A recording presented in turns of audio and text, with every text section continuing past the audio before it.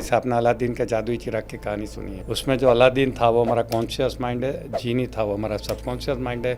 ये हमारे पास है मगर लोगों को पता नहीं है। ये टेलीपैथी क्या है? It is a communication between two subconscious mind without getting aware at conscious level. वो कॉन्शियस माइंड को बताया बिना दोनों सबकॉन्शियस माइंड बात कर लेते हैं। तो बहुत सारे ऐसे पावर्स है जो सबकॉन्शियस माइंड के पास है। इसको अगर आपने जान लिया तो आपके, मैं तो गारंटी के साथ कहता हूँ, कोई सपने अधूरे नहीं रहेंगे जैसे मेरा हुआ। आपने कहा ये डिवाइन एनर्जी है, डिवाइन पावर है। सर, लोग इस डिवाइन एनर्जी या डिवाइन पावर को एक्सेस कर क्यों नहीं पाते? कि अगर आपको जो चाहिए था जीवन में वो आपने अभी तक नहीं पाया है तो इसका मतलब यही है कि आपके अंदर से उसे कोई रोक रहा है। वो है आपकी बिलीफ सिस्टम, 939 टेक्निक। ऐसा होता है कि 21 टाइम्स जो काम करते हैं वो हमारे ट्रैक बन जाते हैं। एक नोट रखने का, उसमें 9 टाइम्स हमें लिखना है कि जरूरी नहीं है कि नॉनवेज खाने से ताकत आती है, ऐसा 9 टाइम्स लिखने का। फिर पेन चेंज करके दूसरे हाथ में लेने का 3 टाइम्स लिखने का। अगर कोई इंसान starting with let's say money में स्ट्रगल कर रहा है तो वो कैसे शुरुआत करे उससे अपनी बिलीफ को बदलने की, या क्या करना चाहिए उसको? कोई ये भी शायद पता होगा, डॉक्टर की लाइफ एक्सपेक्टेंसी, मेडिकल डॉक्टर की लाइफ एक्सपेक्टेंसी कॉमन लोगों से कम है। हाँ, 10 साल कम है। करेक्ट। क्यों? क्योंकि वो खुद ही स्ट्रेस को अपना मैनेज नहीं कर पाते। पतंजलि योग सूत्र, सर इस पे थोड़ी रोशनी डाली कि ये एक्चुअली में क्या है और ये कैसे लोगों के जीवन में मदद कर सकता है। ये जो कार्मिक रिकॉर्ड है उसको एक्सेस कर सकते हैं कि हम आ जाके डिलीट कर सकते हैं ताकि हमारे पाप सब धुल जाए। पतंजलि योग सूत्र में मेडिटेशन के बारे में भी बताया गया। तो एक आम आदमी के लिए जब वो अपने सपनों को भी मैनिफेस्ट करने की कोशिश कर रहा है, मेडिटेशन कितनी मदद कर सकता है उनको? Very good question. जीवन में सुखी होने के 4 अलग अलग रास्ते हमारे बुजुर्गों ने हमको सिखाए हैं, जिसको हम योग कहते हैं। तो 4 टाइप के योग की बात की गई है। चारों रास्ते हमें हमारे अंतिम लक्ष्य तक लेके जाते हैं। एक होता है ज्ञान योग, दूसरा होता है राजयोग, तीसरा होता है कर्म योग और चौथा होता है भक्ति योग। साल की 2 लाख रुपया फीस लेके इंसान के बच्चे को जानवर बनाने का काम करते हैं। ये स्कूल का मालिक बोल रहा है, जो वहाँ के बेस्ट स्कूल है जहाँ सब लोग अपने बच्चे को पढ़ाना चाहते हैं। ये जीवन विद्या पढ़ के उनकी आंखें खुल गई। पैसे की प्रॉब्लम से निकलना है तो कैसे वो निकले? अगर कोई क्विक सोल्यूशन देना चाहते? हाँ, माना पैसा भगवान नहीं है मगर भगवान से कम भी नहीं है। माना पैसे से सब कुछ नहीं होता है मगर बहुत कुछ होता है। हेलो दोस्तों, लॉ ऑफ अट्रैक्शन के एक और जोरदार पॉडकास्ट में आपका बहुत बहुत स्वागत है। और आज का दिन बहुत ही खास होने वाला है। ये पॉडकास्ट बहुत ही खास होने वाला है क्योंकि आज एक ऐसे पर्सन हमारे साथ पॉडकास्ट पर हैं जिन्होंने अपनी ऑलमोस्ट पिछले 50 साल लोगों की सेवा में बिता दिए। 25 साल से ज़्यादा वो एक एज अ मेडिकल डॉक्टर रहे, ऑफिशियल डॉक्टर जो लोगों का इलाज करते हैं। उसके बाद शरीर के बाद वो मन पर आ गए और सबकॉन्शियस माइंड की पावर को उन्होंने दुनिया तक पहुंचाया। पिछले 30 सालों तक वो लोगों को हेल्प करते आ रहे हैं। 125 से ज़्यादा उन्होंने किताबें लिखी हैं। वो दुनिया के ऐसे कोचेज़ में से एक हैं जिन्हें शायद ही कोई है जो शायद नहीं जानता हो। इंडिया में बहुत लोग उन्हें चाहते हैं, उनके स्टूडेंट रहे हैं। बड़े बड़े लोग, बड़े बड़े ट्रेनर, बड़े बड़े कोचेज़ लोगों ने उनसे सीखा है। और आज हम बहुत ज़्यादा ब्लेस्ड हैं कि आज हम सब लोग उनसे यहाँ पर बहुत कुछ सीखने वाले हैं। आदि सर, आपका हमारे पॉडकास्ट पे बहुत बहुत स्वागत है सर। नमस्कार, thank you very much. I am happy to be with you. मुझे आज ऐसा लग रहा है कि आज हमारे पूरी पॉडकास्ट की जो जर्नी है पिछले 1 साल की जो रही, एक बड़ा माइलस्टोन अचीव किया है क्योंकि आज हमारे पास आप आए हैं। Thank you so much for coming. Thank you, it's my honour. Thank you sir. Sir, आप तो बहुत सारी चीज़ों के बारे में बात करते हैं। आप power of subconscious mind, law of attraction, manifestation, Patanjali योग सूत्र के आसपास भी आप बात कर रहे हैं। और अभी हम पहले बात कर रहे थे तो आप जीवन ज्योति ज्ञान के बारे में भी, जीवन विद्या के बारे में भी आप बात कर रहे हैं।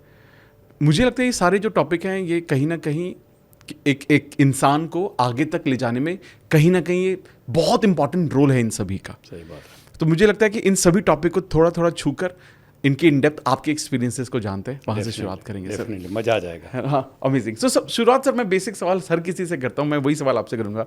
सर, आपके according law of attraction and manifestation क्या है? देखिए, जैसे आपने कहा कि हर इंसान जीवन में बहुत सपने लेके घूमता रहता है। किसी को पता नहीं कि ये सपने कैसे साकार होंगे, कैसे हकीकत बनेंगे। कुछ लोगों को पता चल जाता है, वो टेक्नोलॉजी या वो सीक्रेट यूज़ करते हैं और उनके सपने पूरे होते हैं। वैसे ही मेरे जीवन में हुआ। मैंने पावर ऑफ सबकॉन्शियस माइंड 40 साल पहले किताब पढ़ी जोसेफ मर्फी की, अच्छी लगी। मैंने अपनी लाइफ में अप्लाई किया तो मेरे सपने पूरे होने लगे। मैं आपको गारंटी के साथ बता सकता हूँ कि मेरा एक भी सपना अभी अधूरा नहीं है, पूरा नहीं हुआ ऐसा नहीं है, वाह। ज़रूरत से ज़्यादा पूरा हुआ है। लॉ ऑफ अट्रैक्शन और पावर ऑफ सबकॉन्शियस माइंड से जितना पैसा कमाना था उससे ज़्यादा कमाया, जितना नाम कमाना था उससे ज़्यादा कमाया, जितना दुनिया घूमनी थी उससे ज़्यादा घूमी, सब कुछ मेरे जीवन में एक्सेस हुआ। फिर मैं सोचा कि यार लोगों के भी सपने होते हैं, उनको क्यों हेल्प नहीं करे। फिर मैंने ये ज्ञान फैलाना चालू किया पावर ऑफ सबकॉन्शियस माइंड का। लोगों का अच्छा रिस्पॉन्स मिला, किताबें लिखी, फिर तो ऑनलाइन आ गया। तो बहुत सारे लोगों के जीवन में दुनिया के 45 कंट्रीज़ में प्रोग्राम दिए मैंने। 4 बार तो चाइना जाके आया, मैं प्रोग्राम दे के आया। जर्मन यूनिवर्सिटी में प्रोग्राम दे के आया, स्टुटगार्ट यूनिवर्सिटी। तो कहने का मतलब ये है कि पावर ऑफ सबकॉन्शियस माइंड इतना अच्छा नॉलेज है कि अगर कोई इंसान जान ले तो उनके जीवन में संघर्ष नहीं रहेगा। नॉर्मल मेहनत से उनके सपने पूरे होंगे। लोगों के जीवन में इसलिए संघर्ष है कि उनको ये सीक्रेट पता नहीं है। ये सीक्रेट इसलिए मैं फैलाना चाहता हूँ कि लोगों के जीवन में संघर्ष नहीं हो और कोई गलत काम करके अपना सपना पूरा नहीं करे, सही काम करके नेचुरल लॉ यूज़ करके अपने सपने पूरे करे, जैसे मेरे पूरे हुए। तो मैंने ये सिखाना शुरू किया। जैसे आपको मालूम है कि हमारे 2 माइंड होते हैं, कॉन्शियस माइंड, सबकॉन्शियस माइंड। ज़्यादातर लोगों को तो माइंड क्या है वही नहीं पता है। हाँ। इवन डॉक्टर्स को पता नहीं, क्योंकि मैं तो मेडिकल डॉक्टर हूँ। हाँ। हमें मेडिकल कॉलेज में माइंड के बारे में कुछ भी नहीं सिखाते हैं, सिर्फ दिमाग के बारे में सिखाते हैं। और मैं लोगों को डिफरेंस बताता हूँ कि दिमाग हार्डवेयर है, माइंड सॉफ्टवेयर है। हमें दोनों की ज़रूरत है, हार्डवेयर एंड सॉफ्टवेयर की। मेडिकल कॉलेज में सिर्फ हार्डवेयर का नॉलेज दिया जाता है, सॉफ्टवेयर का नॉलेज की कमी थी जो मैंने सिखाना शुरू किया। राइट। तो पहले 25 साल तो मैं शरीर का डॉक्टर था, बॉडी का डॉक्टर, मेडिकल डॉक्टर हूँ। तो अब मैं 25 साल माइंड का डॉक्टर रहा। अब फिर तीसरा नॉलेज मेरे अंदर आया, जो आत्मा का नॉलेज, जो जीवन विद्या करके हमारी बात हुई। तो अब मैंने सोचा है कि अगले 25 साल तक मैं आत्मा का डॉक्टर बन के काम करूँगा। तो तीनों टाइप का डॉक्टर का रोल होगा मेरा, शरीर का डॉक्टर, मन का डॉक्टर, अब आत्मा का डॉक्टर। तो subconscious mind is a powerful mind. जैसे आपने अलादीन के जादुई चिराग की कहानी सुनी है, उसमें जो अलादीन था वो हमारा कॉन्शियस माइंड है, जीनी था वो हमारा सबकॉन्शियस माइंड है। ये हमारे पास है मगर लोगों को पता नहीं है। अगर लोग ये जान जाए कि हमारे पास ये जादुई चिराग है और उसका ऐसा इस्तेमाल करें तो उनके सपने पूरे होंगे। तो इस दुनिया में क्राइम कम होंगे, सब लोग खुश रहेंगे। तो इसीलिए मैंने 30 साल से गांव-गांव जाके, सिटी में जाके सिखाना शुरू किया। और मुझे बड़ा सेटिस्फेक्शन हुआ क्योंकि सब लोगों को रिजल्ट मिलने लगा। आज भी मेरे पास इतने लोग आते हैं, बोलते हैं सर आपकी वजह से मुझे ये रिजल्ट मिला, वो रिजल्ट मिला। तो कितना अच्छा लगता है कि हमारी वजह से लोगों के जीवन बदल रहे हैं। बिल्कुल ऐसा तो बस वो काम मैंने चालू रखा और मज़ा आ गया। तो मैं चाहता हूँ कि हमारे दर्शक मित्र जो आपके माध्यम से बहुत सारे लोगों ने देखा होगा पावर ऑफ सबकॉन्शियस माइंड, और भी जान ले तो उनके जीवन में भी खुशी आ जाए, जो हमें पहली बार ये सब्जेक्ट पे देखेंगे तो मज़ा आ जाएगा। ऐसा सर जैसा आपने बताया कि एक हमारा दिमाग होता है और एक हमारा मन, इसको और डिटेल में बताएंगे सर कि इन दोनों का कॉम्बिनेशन ऑफ दीज टू, मतलब जैसे आपने कहा अगर हम आज सोचें कि ब्रेन के बारे में हम सोच पाते हैं कि ब्रेन क्या होता है, उसकी इमेज माइंड में आती है, मन क्या है, तो मन के बारे में बताइए ना सर, मन है क्या? मैं वही बोल रहा हूँ कि कंप्यूटर के बाद हमें तो हार्डवेयर और सॉफ्टवेयर मैंने बता दिया। Mind is the centre of energy in the body, एक एनर्जी का सेंटर है। और ऐसे हमारे पास 2 माइंड है, conscious mind and subconscious mind. ठीक है। तो ये अगर एनर्जी का सेंटर को, अगर माइंड को हमने जान लिया तो फिर हम उसका इस्तेमाल भी सही कर सकते हैं। जैसे आपके घर में कंप्यूटर पड़ा है, जो हार्डवेयर पड़ा है, हाँ। मगर आपने उसको चलाना नहीं सीखा, जो सॉफ्टवेयर है उसको यूज़ करना नहीं सीखा, तो कोई मतलब नहीं होता है। तो अगर ये सॉफ्टवेयर चलाना सीख लिया, जो एनर्जी है, mind is the complete energy, और ये हार्डवेयर है जो पदार्थ है। पदार्थ और एनर्जी में जो फ़र्क होता है वही फ़र्क यहाँ पे है। ओके। जैसे पदार्थ को आप देख सकते हैं, ये माइके एक पदार्थ है, इसको देख सकते हैं, छू सकते हैं, काट सकते हैं, फोटो निकाल सकते हैं, ऑपरेशन कर सकते हैं, नाश भी कर सकते हैं। एनर्जी में कुछ नहीं होता है। एनर्जी को नहीं देख सकते, नहीं छू सकते, नहीं काट सकते, नहीं ऑपरेशन कर सकते हैं, नहीं उसका नाश कर सकते हैं। सिर्फ उसका या इस्तेमाल करो या नहीं इस्तेमाल करो या गलत इस्तेमाल करो। इस्तेमाल नहीं करो तो कोई फ़ायदा नहीं है, सही इस्तेमाल करो तो आपके जीवन में फ़ायदा है, और गलत इस्तेमाल करो तो आपके जीवन में नुकसान है। तो बहुत सारे लोग ऐसे होते हैं जो सबकॉन्शियस माइंड को जानते नहीं, बाय मिस्टेक वो गलत इस्तेमाल कर लेता तो उनके जीवन में प्रॉब्लम होता है। अगर जान लेते हैं और सही इस्तेमाल करते हैं तो उनके जीवन में फ़ायदा होता है। सर जैसे बहुत सारे लोग आज भी, जैसे आपने बताया कि कॉन्शियस माइंड होता है और सबकॉन्शियस माइंड होता है, मैं आपके माध्यम से चाहता हूँ ताकि और भी बेसिक लैंग्वेज में आप ये बता पाएँ कि कॉन्शियस क्या है और सबकॉन्शियस के बीच का डिफरेंस क्या है। यस, देखिए, वैसे पहला डिफरेंस ये है कि कॉन्शियस माइंड के पास सिर्फ 10% पावर है, सबकॉन्शियस माइंड के पास 90% पावर है। ओके। दूसरा बात है कि जो पावर हम रेगुलरली यूज़ करते हैं सभी कॉन्शियस माइंड का पावर है। स्टार्ट करें तो 5 इंद्रियों से जो हम इंफॉर्मेशन लेते हैं कॉन्शियस माइंड से, जो हम 5 इंद्रियों से कर्मेंद्रिय है वो भी हमारे कॉन्शियस माइंड से काम करती है। जो हम विचार करते हैं, thinking is a power of conscious mind. हम जो लॉजिक यूज़ करते हैं वो power of conscious mind. Analysis करते हैं वो भी कॉन्शियस माइंड से होता है। इंटरप्रिटेशन कॉन्शियस माइंड से करते हैं। हमारा आईक्यू है वो कॉन्शियस माइंड के पास है, इंटेलिजेंस क्वोशंट है वो। उसके बाद होता है हमारा जजमेंट होता है, वो भी कॉन्शियस माइंड से होता है। हम डिसीजन लेते हैं कॉन्शियस माइंड से लेते हैं, एक्शन भी हम कॉन्शियस माइंड से लेते हैं। ये सभी हमारे कॉन्शियस माइंड का पावर है। आप जो भी पावर यूजुअली सब लोग यूज़ करते हैं वो कॉन्शियस माइंड के पावर, मगर वो टोटल पावर का सिर्फ 10% पावर है, जबकि 90% पावर कॉन्शियस माइंड के पास है। And it is the tip of the iceberg. ऊपर दिखता है वो कॉन्शियस माइंड का पावर है जिससे हम अवेयर है। सबकॉन्शियस माइंड का पावर किसी को पता ही नहीं है। सबकॉन्शियस माइंड के पावर में सबसे बड़ा चीज़ आता है कि हमारे जो भी सपने होते हैं, सपने देखता है कॉन्शियस माइंड, मगर पूरा करने का काम सबकॉन्शियस माइंड का है। इसलिए जो लोग कॉन्शियस माइंड से सपने देखते हैं मगर उनको सबकॉन्शियस माइंड को हैंडल करना नहीं आता, उनके सपने अधूरे रह जाते हैं। सपने पूरे करने हैं तो सबकॉन्शियस माइंड को जानना ही चाहिए उसकी एग्जैक्ट मैकेनिज्म क्या है, और आपने बहुत सारे माध्यम से बताई होगी। तो ये पूरा करता है। हम जो प्लानिंग करते हैं कोई भी काम का वो दोनों माइंड से होता है, कॉन्शियस एंड सबकॉन्शियस माइंड से। ओके। छोटा छोटा प्लानिंग मैं कॉन्शियस माइंड से करवाता हूँ, बड़ा प्लानिंग मैं सबकॉन्शियस माइंड से करवाता हूँ। ओके। जैसे मैंने अभी सोचा है कि मुझे पतंजलि योग सूत्र को आगे दुनिया में लेके जाना है, आम आदमी तक पहुँचाना है, जो अभी तक ज़्यादातर लोगों को नहीं पता है। तो मैंने सबकॉन्शियस माइंड को कमांड दे दिया है। अब सबकॉन्शियस माइंड मेरे लिए डिवाइन प्लानिंग करेगा और एक दिन ऐसा मेरे सामने अपॉर्चुनिटी क्रिएट करेगा कि वो मैं काम कर पाऊंगा। आप जैसे लोग मुझे मिलने लगेंगे जो बोलेंगे वाह ये तो बहुत अच्छा सब्जेक्ट है, चलो हम इसको फैलाते हैं। ये सबकॉन्शियस माइंड का काम है कि मुझे आपसे मिलाता है वैसा। तो ये सब चीज़ें अपॉर्चुनिटी क्रिएट करने का काम सबकॉन्शियस माइंड करता है।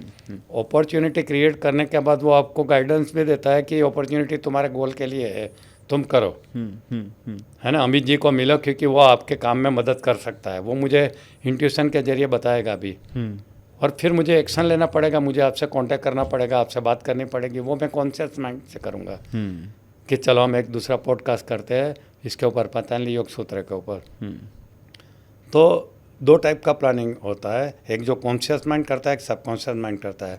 एक और डिफरेंस है, conscious mind is a human mind and subconscious mind is a divine mind. आप देखिए जितने भी महान इंसान हैं, जिसको इंसान से भगवान बन गए, गुरु बन गए, ये सब ने क्या किया, उन्होंने अपने सबकॉन्शियस माइंड यानी डिवाइन पावर को समझा, डेवलप किया, और वो डिवाइन पावर का इस्तेमाल उन्होंने समाज के भले के लिए किया। इसलिए इंसान में से संत बन गए, ज्ञानेश्वर बन गए, तीर्थंकर बन गए, भगवान बन गए। तो वही पावर हमारे सबके अंदर है, human power and divine power. तो हम कॉन्शियस माइंड से जो प्लानिंग करते हैं वो हमारा ह्यूमन प्लानिंग है, सबकॉन्शियस माइंड से प्लानिंग करते हैं वो डिवाइन प्लानिंग है। मैंने प्रेरणा का जन्म मेरी जो फेमस किताब है उसमें एक एग्जांपल लिखा है मेरा भाई का। मेरा छोटा भाई मेरे से 8 साल छोटा है, जिसका नाम हसमुख है। आज से 40 साल पहले उनको IAS ऑफिसर बनना था। तो बचपन में उसने सोचा था कि मुझे IAS ऑफिसर बनना है, मगर उनको थोड़ा डाउट था कि IAS ऑफिसर मैं कैसे बन सकता हूँ, मैं तो गुजराती मीडियम में पढ़ा हूँ, इतना इंटेलिजेंट नहीं हूँ, ये ब्ला ब्ला ब्ला। तो मैट्रिक करने के बाद जब कॉलेज में गया तो बहुत सारी नौकरी की तलाश में लगा, क्योंकि हम गरीब घर से थे। मेरे फादर की भी इच्छा थी। तो उसने मैट्रिक के बाद बैंक में क्लर्क का नौकरी के लिए अप्लाई किया, ही वॉज नॉट सिलेक्टेड। फिर BCom करने के बाद उसने ऑफिसर का टेस्ट दिया, ही वॉज नॉट सिलेक्टेड। उसने IRS इंडियन रूरल सर्विस की exam the, he was not selected. Jamshedpur में लेबर मैनेजमेंट के एक इंस्टीट्यूट है, वहाँ एग्ज़ाम दिया, ही वॉज नॉट सिलेक्टेड।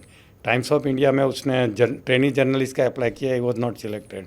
फिर कंटाल के उन्होंने IAS की एग्ज़ाम दी और फर्स्ट ट्रायल में पास हो गया 22 साल की उम्र में। इसको अभी हम समझे तो क्या होता है, बचपन से वो लाल लाइट वाली गाड़ी में देखने का सपना देख रहा था, जो इनडायरेक्टली डिफ़ॉल्ट विजुअलाइजेशन था। तो सबकॉन्शियस माइंड ने वो गोल ले लिया था। अब वो कॉन्शियस माइंड से ट्राई कर रहा था वो ऑर्डिनरी इंसान बनने की, इधर नौकरी कर लो, उधर नौकरी कर लो, मगर सब कॉन्शियस माइंड को उसको IAS ही बनाना था। तो उसने हर जगह निष्फलता दिलाई क्योंकि वो अगर वो नौकरी में चला जाता था, नौकरी मिल जाती थी, तो शायद आईएएस पास नहीं कर सकता था, क्योंकि उनका टाइम उसी में चला जाता था। और इतनी सारी टेस्ट दिया, इंटरव्यू दिया, एग्ज़ाम दिया, वो एक्सपीरियंस, वो नॉलेज उनको आईएएस में पास करने में काम आ गया। तो सबकॉन्शियस माइंड ने उसको इसके लिए रोका नहीं, मगर हर जगह निष्फलता दिलाई, क्योंकि उसको सिर्फ आईएएस में सफलता दिलानी थी इसके लिए। तो ये आज से 40 साल पहले मैंने देखा है कि ये कैसे काम करता है ऐसा। और वो जब कॉलेज में था तब मैंने उनको एक आइडिया दिया था, ये 40 साल पहले की है। हॉस्टल में रहता था अहमदाबाद में, कि तू तेरे हॉस्टल के दरवाजे के ऊपर तेरे नाम के नीचे अभी से आईएएस लिख दे।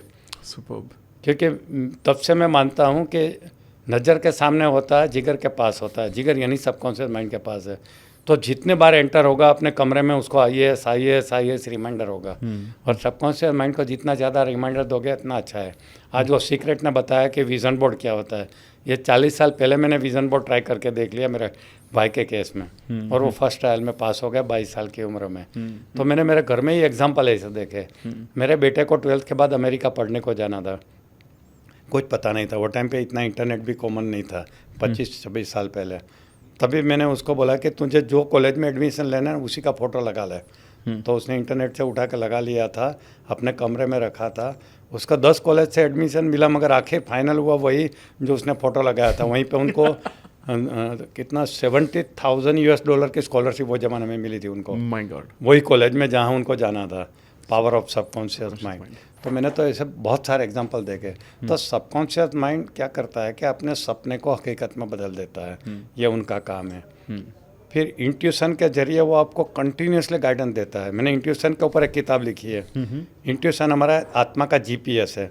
जैसे हम फ़ोन में जीपीएस यूज़ करते हैं, जो हमें फिजिकल लोकेशन पे पहुंचाते हैं, वैसे हमें जहां हमारे जीवन के लोकेशन पे पहुंचना, उसका जीपीएस इंट्यूशन है। तो इंट्यूशन यानी कि हम आप सुबह बैठते हैं, मेरा एक एक्सपीरियंस है, शायद आपका भी होगा, कि मैं मैक्सिमम इंट्यूशन वॉशरूम में आते हैं। आपने देखा होगा। करेक्ट। वॉशरूम में आते हैं। तो मुझे कभी कभी आश्चर्य होता है कि वॉशरूम को लोग नेगेटिव जगह क्यों कहते हैं। ये वास्तु वाले करवाते हैं ना। मुझे जितने भी अच्छे विचार आते हैं वो सब वॉशरूम में आते हैं, बेडरूम में नहीं आते, ड्राइंग रूम में नहीं आते। वहाँ क्यों आते हैं? सुबह में बिल्कुल मेंटली फ्री रहते हैं, तो मैं इंट्यूशन के जरिए वो गाइड करता रहता है कि आपको नेक्स्ट क्या करना है, ताकि आप जल्दी से अपना गोल पालो। तो इंट्यूशन का काम ये करता है। उसके बाद से हमारे जो एनवायरनमेंट हमें चाहिए, जिस एनवायरनमेंट में हमें फ्लरिश होना है, सपने पूरा करना है, वो एनवायरनमेंट के ऊपर उसका कंट्रोल है। जैसे आपने सुना होगा कि दीपक राग गाने से आग लगी थी, राग मल्हार गाने से बारिश आई थी। ये भी हमारा सबकॉन्शियस माइंड का एग्जाम्पल है। तो सबकॉन्शियस माइंड हमारे एनवायरनमेंट को कंट्रोल करता है। कभी कभी ऐसा होता है कि हम किसी के बारे में सोचते हैं और अचानक उनका फ़ोन आता है, उनकी याद आ जाती है, और हम क्या कहते हैं, 100 साल की उम्र है, तेरे बारे में सोच रहा था। सबका एक्सपीरियंस होता है। वो क्या है? टेलीपैथी है। ये टेलीपैथी क्या है? It is a communication between two subconscious mind without getting aware at conscious level. वो कॉन्शियस माइंड को बताया बिना दोनों सबकॉन्शियस माइंड बात कर लेते हैं। ये telepathy is a power of subconscious mind. उसके बाद में ये हमारी एनर्जी है, वो भी सबकॉन्शियस माइंड से आती है। हम जब मेडिकल कॉलेज में पढ़ते थे तो हमको सिखाते थे कि हमें जो एनर्जी मिलती है वो हम खाते हैं उसमें से मिलती है, कैलोरी मिलती है, ये है। और हमारे बॉडी में 1 महीने का स्टोर रहता है। अगर 1 महीने से ज़्यादा हमने उपवास किए, कुछ खाया नहीं, तो हम मर जाएंगे। मगर अहमदाबाद में एक आदमी था जिन्होंने 270 उपवास किए थे, मोर देन 8 मंथ्स। तो उनको एनर्जी कहाँ से आई? उनको नासा वाले ने उनके ऊपर रिसर्च की है कि इनको एनर्जी कहाँ से मिली। तो एक शक्ति का जनरेटर हमारे अंदर है। फिर एक आदमी को मैं मिला जिनका नाम था माता जी प्रहलाद भाई जानी, इंटरनेट के ऊपर है। उन्होंने क्लेम किया कि मैं 16 साल का था तब से अभी तक खाया नहीं। वो 70 ईयर्स का था, तब पानी भी नहीं पिया, और वो जिंदा था और फुल ऑफ एनर्जी था, और उनका बॉडी के सब फंक्शन नॉर्मल चल रहे थे। फिर अहमदाबाद के डॉक्टर लोगों ने चैलेंज किया, तो उन्होंने अपने को सब्जेक्ट किया कि चलो मेरे पे जो टेस्ट करना है कर लो।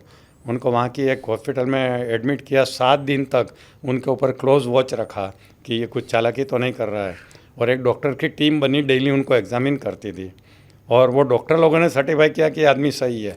यानी 60 ईयर्स से खाना नहीं खाया, पानी नहीं पिया, और जी रहा है वो आदमी। My God. अभी उनका डेथ हुआ। प्रहलाद भाई जानी नाम है, उनको माता जी के नाम से पहचानते थे। आपने शायद सुना होगा अंबाजी में। तो ये शक्ति का जनरेटर भी हमारे अंदर है। ऐसा नहीं कि हम खाना खाते हैं उससे ही आता है, यानी अल्टरनेटिव सोर्स ऑफ एनर्जी है। जब हम खाना बंद कर देते हैं और सबकॉन्शियस माइंड को कमांड देते हैं तो हो जाते हैं ऐसा। तो शक्ति का जनरेटर हमारे सबकॉन्शियस माइंड के पास है। तो ऐसा कभी कभी हम गलत काम करने का सोचते हैं और अंदर से एक आवाज़ उठती है, मत कर, रहने दे, ये गलत है। इंट्यूशन, हाँ, इंट्यूशन हो या जो अंतर की आवाज़, अंतरात्मा की आवाज़, ये सबकॉन्शियस माइंड से आती है। ये हमारा मॉरल गाइड है, हमें गलत काम से बचाता है। ऐसा हो सकता है कि हमने ये आवाज़ सुनी फिर भी हमने गलत काम कर दिया, उसको बिठा दिया, चुप बैठ, मुझे करना है, करने दे ऐसा, और फिर हम फंस जाते हैं, उनकी आवाज़ नहीं सुनी तो। ये भी हमारा सबकॉन्शियस माइंड है जो हमें ये करवाता है सब कुछ। तो बहुत सारे ऐसे जो पावर्स है जो सबकॉन्शियस माइंड के पास है। इसको अगर आपने जान लिया तो आपके, मैं तो गारंटी के साथ कहता हूँ, कोई सपने अधूरे नहीं रहेंगे जैसे मेरा हुआ। सब कुछ मटेरियलिस्टिक वर्ल्ड में होता है ना। अभी मैं सोचता हूँ क्या सपने रखने चाहिए, जो सबके विजन बोर्ड में रहते हैं ना, मैंने पूरे कर लिए। 50 बार मैं फॉरेन गया, इससे ज़्यादा क्या होगा। जो एक बार जाने का सपना था मेरा, है ना। पहली गाड़ी मेरी मर्सिडीज थी, जो मैंने बचपन में, जब हमारे घर में साइकिल नहीं थी तब मैंने सोचा था, विजुलाइज किया था। तो इतने सपने पूरे हुए। तो इसीलिए मैं मोटिवेटेड हूँ कि सब लोगों को बताया कि आपके सपने कैसे पूरे करने हैं मटेरियलिस्टिक वर्ल्ड में। ऐसा तो अब मैंने आध्यात्मिक सपने देखना शुरू किया, क्योंकि गाड़ी, बंगला, दुनिया घूमना, सब कुछ मैंने कर लिया ऐसा। तो फिजिकल गोल तो पूरे हो गए। ये है। बहुत सुंदर सर। एक मेरा इसी से सवाल आता है, मतलब आपने बहुत खूबसूरती से इतने सारे एग्जाम्पल दे दिए कि डे टू डे लाइफ में हम कैसे सबकॉन्शियस माइंड को एक्सपीरियंस कर सकते हैं, लोग करते हैं। आपने कहा ये एक डिवाइन एनर्जी है, डिवाइन पावर है। सर, लोग इस डिवाइन एनर्जी या डिवाइन पावर को एक्सेस कर क्यों नहीं पाते?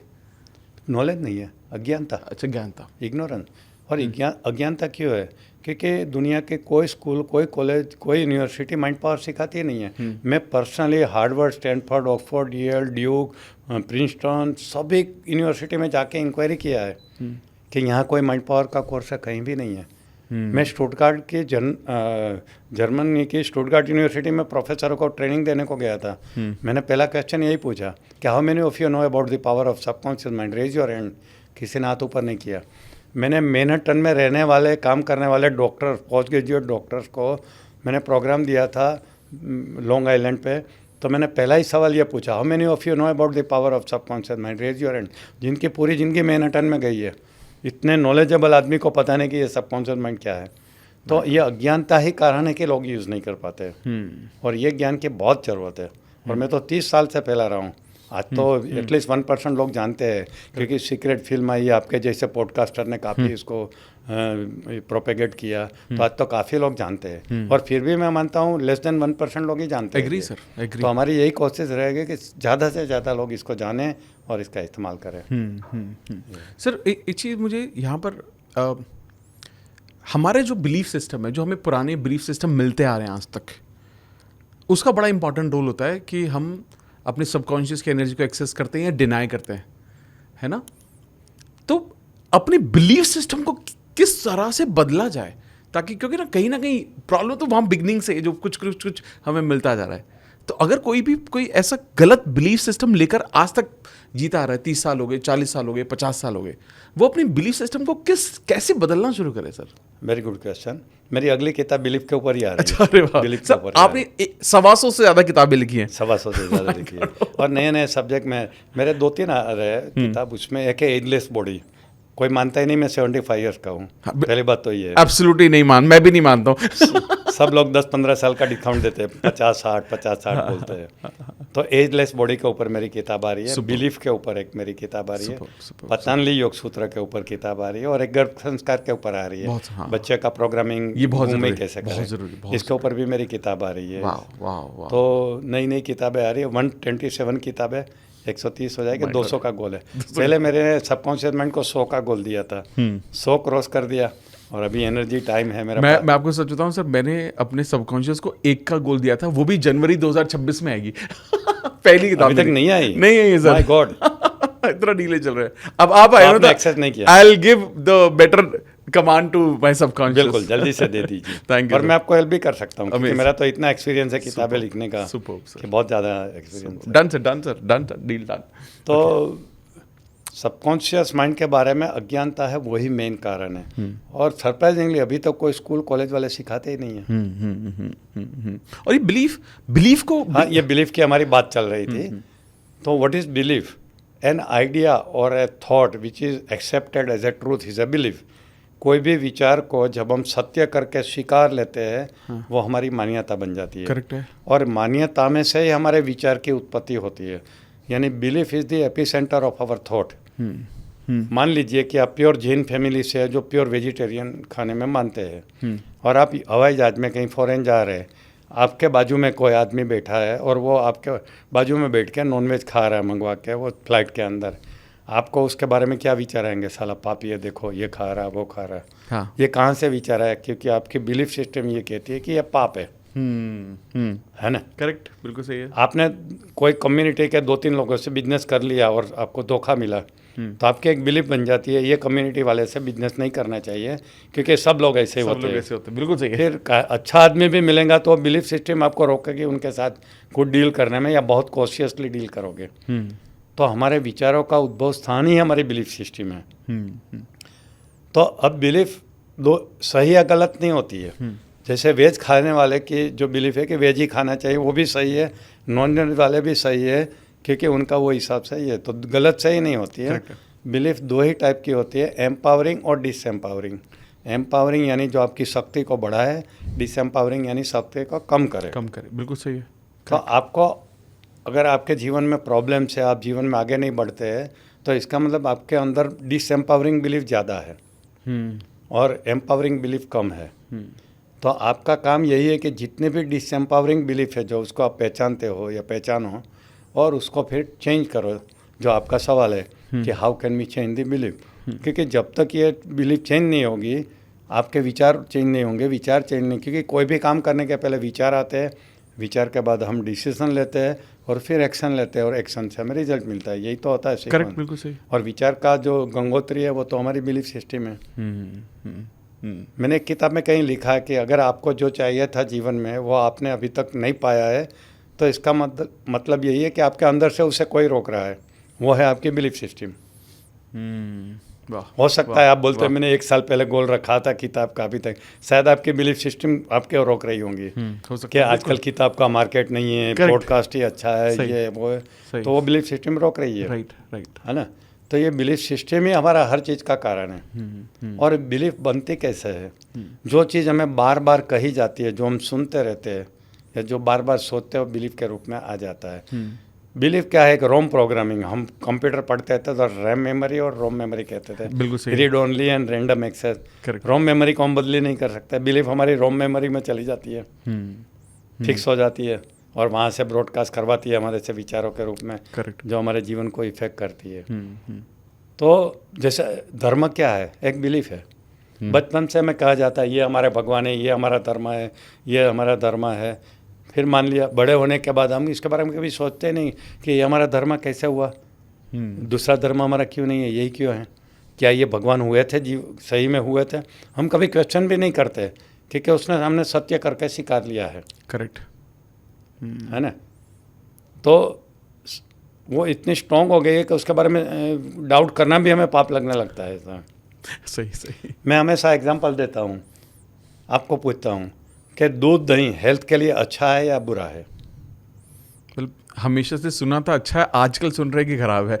आपकी बिलीफ क्या कहती है? आप पीते हैं कि नहीं दूध दही छाछ? अब मैंने छोड़ दिया है। अब छोड़ दिया है। हाँ, अब मैंने आपकी बिलीफ चेंज किया इसलिए। अब हाँ, पहले आप सोचते थे, मान्यता थी क्या अच्छा दूध है, दही बहुत अच्छा है। बचपन से हमें यही सिखाया गया है कि दूध नहीं, बच्चा दूध नहीं पीता है तो माँ कितनी परेशान हो जाती है। हाँ। ग्लास लेके पीछे पीछे घूमती है, बेटा दूध पी ले, दूध पी ले, दूध पी ले करके। करेक्ट। क्यों? क्योंकि उसकी मान्यता है कि ये तो बहुत जरूरी है बचपन में।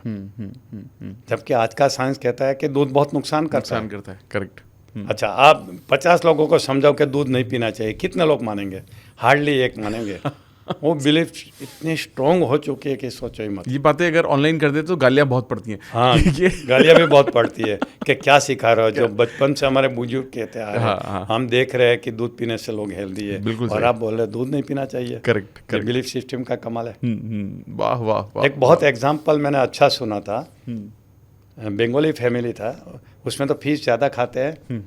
तो एक फैमिली में ऐसा था कि एक लेडी थी, वो फिश का मुंडी और पूंछ काट के वो फिश पकाती थी, हमेशा आदत थी।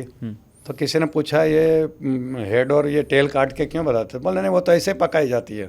बोले ऐसे क्यों, उसके पीछे रीज़न क्या? बोले रीज़न कुछ नहीं, ऐसे पकाती है। बोले आपको किसने बताया ऐसा करना चाहिए? बोले मेरी सांस ने सिखाया, मेरी सांस पकाती थी, मैं भी ऐसे कर रही हूँ। हाँ। बोले आपके सांस जिंदा है? बोले हाँ जिंदा है। उनको फिर जाके पूछा कि ये क्यों काटते हैं? बोले मुझे पता नहीं, मेरी सांस काट रही थी तो हमने देखा, हमने कभी इसको सवाल नहीं किया, हो गया। बोले आपके सांस जिंदा है? बोले हाँ वो भी जिंदा है। उसको पूछा कि आप ये क्यों काटते थे? बोले हम पहले गरीब थे, हमारे घर में वो बर्तन था, वो छोटा रहा करता था, जिसमें इतनी बड़ी मछली आया नहीं करती थी, तो ये दोनों काट के फिर हम पकाते थे, फिर वो हमारी आदत बन गई। देखो ये बिलीफ 3 पीढ़ी तक चल रही थी और किसी को पता ही नहीं है कहाँ से, किसी ने ये पूछने की हिम्मत ही नहीं की कि ये क्यों ऐसा करते हैं। तो हमारे जीवन में बहुत सारी बिलीफ ऐसी होती है जो हम फॉलो करते रहते हैं और हमारे जीवन में उसके हिसाब से हमें रिजल्ट मिलता है। मैंने देखा है कि हमारे जीवन में 2 टाइप का बिहेवियर होता है, एक कॉन्शियस बिहेवियर और एक अनकॉन्शियस बिहेवियर। बिल्कुल सही। कॉन्शियस बिहेवियर जो हमारा अनकॉन्शियस बिहेवियर जो हमारी हैबिट में होता है, जैसे सुबह उठ के हम सोचते नहीं है, ब्रश कर लेते हैं। सही। हमारा ब्रेन क्या है कि उसको काम करने के लिए बहुत एनर्जी चाहिए। हमारा brain I think 1.2% of the body है और 15% एनर्जी यूज़ कर लेती है। तो भगवान ने क्या बनाया, यूनिवर्स ने क्या बनाया कि ब्रेन ने हैबिट नाम की एक चीज़ डाल दी, ऑटो पायलट पे कुछ काम दे दिए ताकि एनर्जी कम हो, जिसको हम हैबिट कहते हैं। 90% हमारी एक्टिविटी वो इससे आती है, ऑटोमेटिक एक्टिविटी से, सुबह ब्रश से लेकर रात के ब्रश तक की सब एक्टिविटी में। कुछ एक्टिविटी हम सोच समझ के करते हैं, जो कॉन्शियसली करते हैं, मगर वो सोच आती है वो तो बिलीफ से आती है। तो हमें 2 चीज़ ज़्यादा हमारे जीवन को प्रभावित करती है, एक हमारी हैबिट और एक हमारी बिलीफ सिस्टम। तो अगर हमें जीवन बदलना है तो हमें ये दोनों चीज़ों के बारे में सोचना पड़ेगा।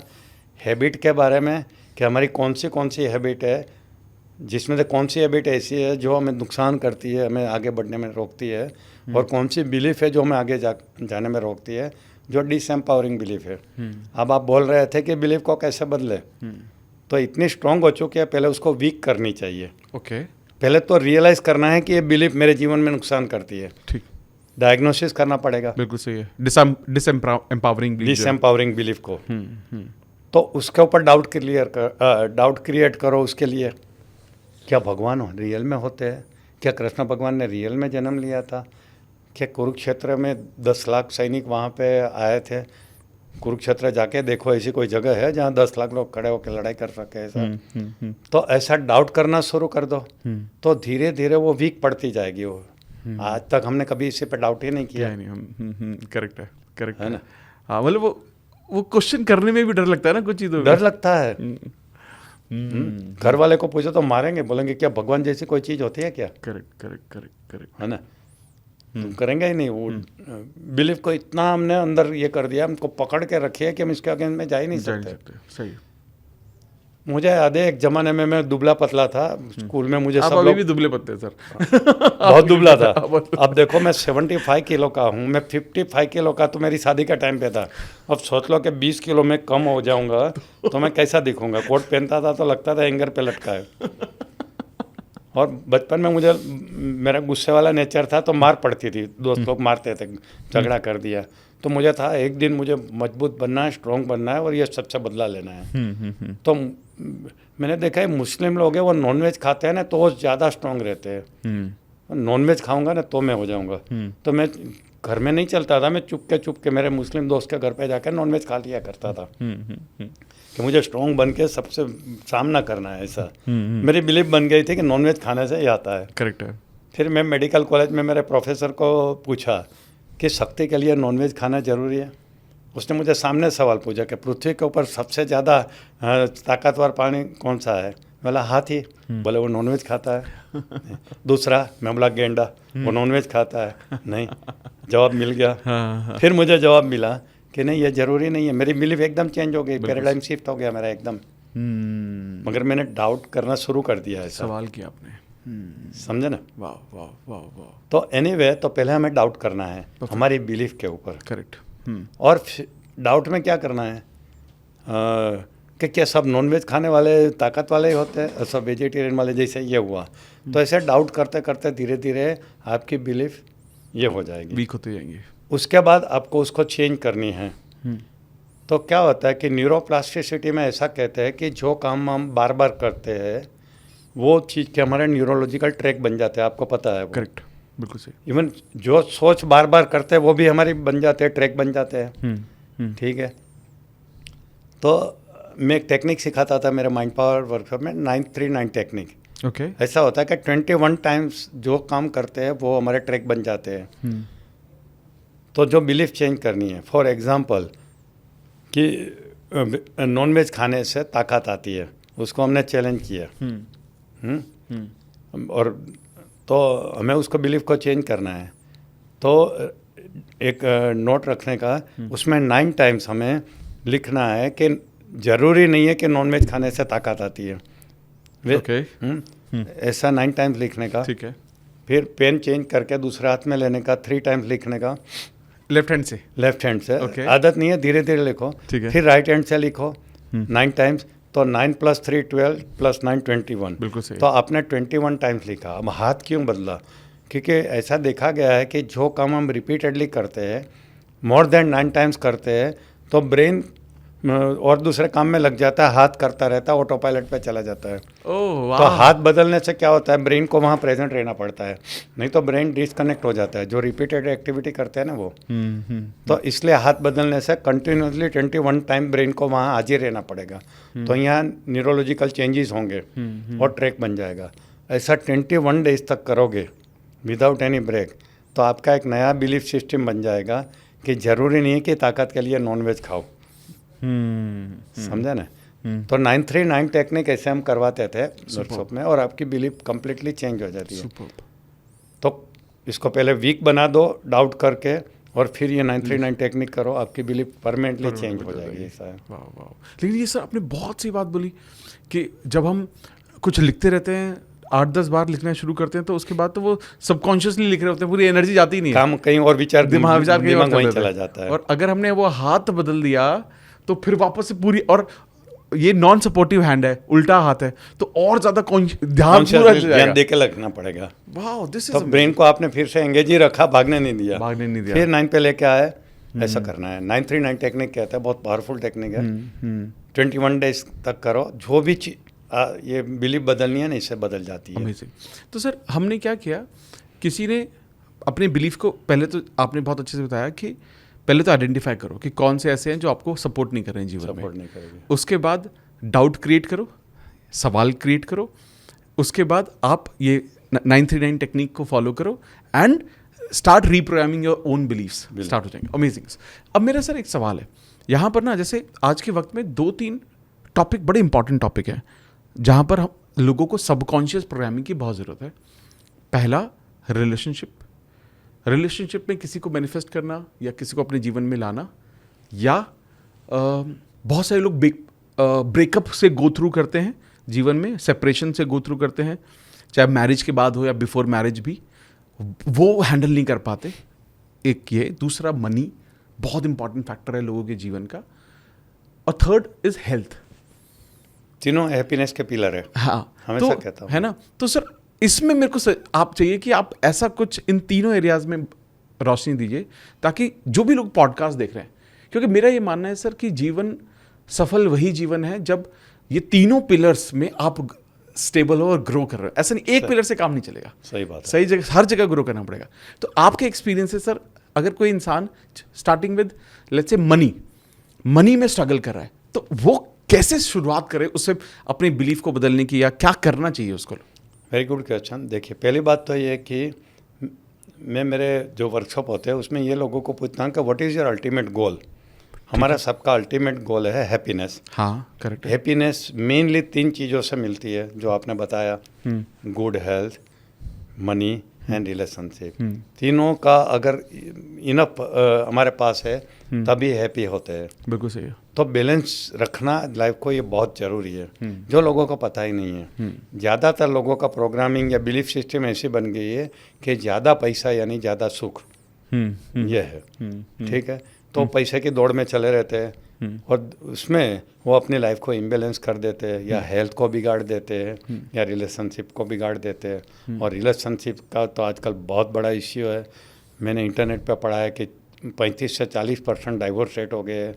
यंगस्टरों से मैंने सुना है कि 85% ब्रेकअप हो गए।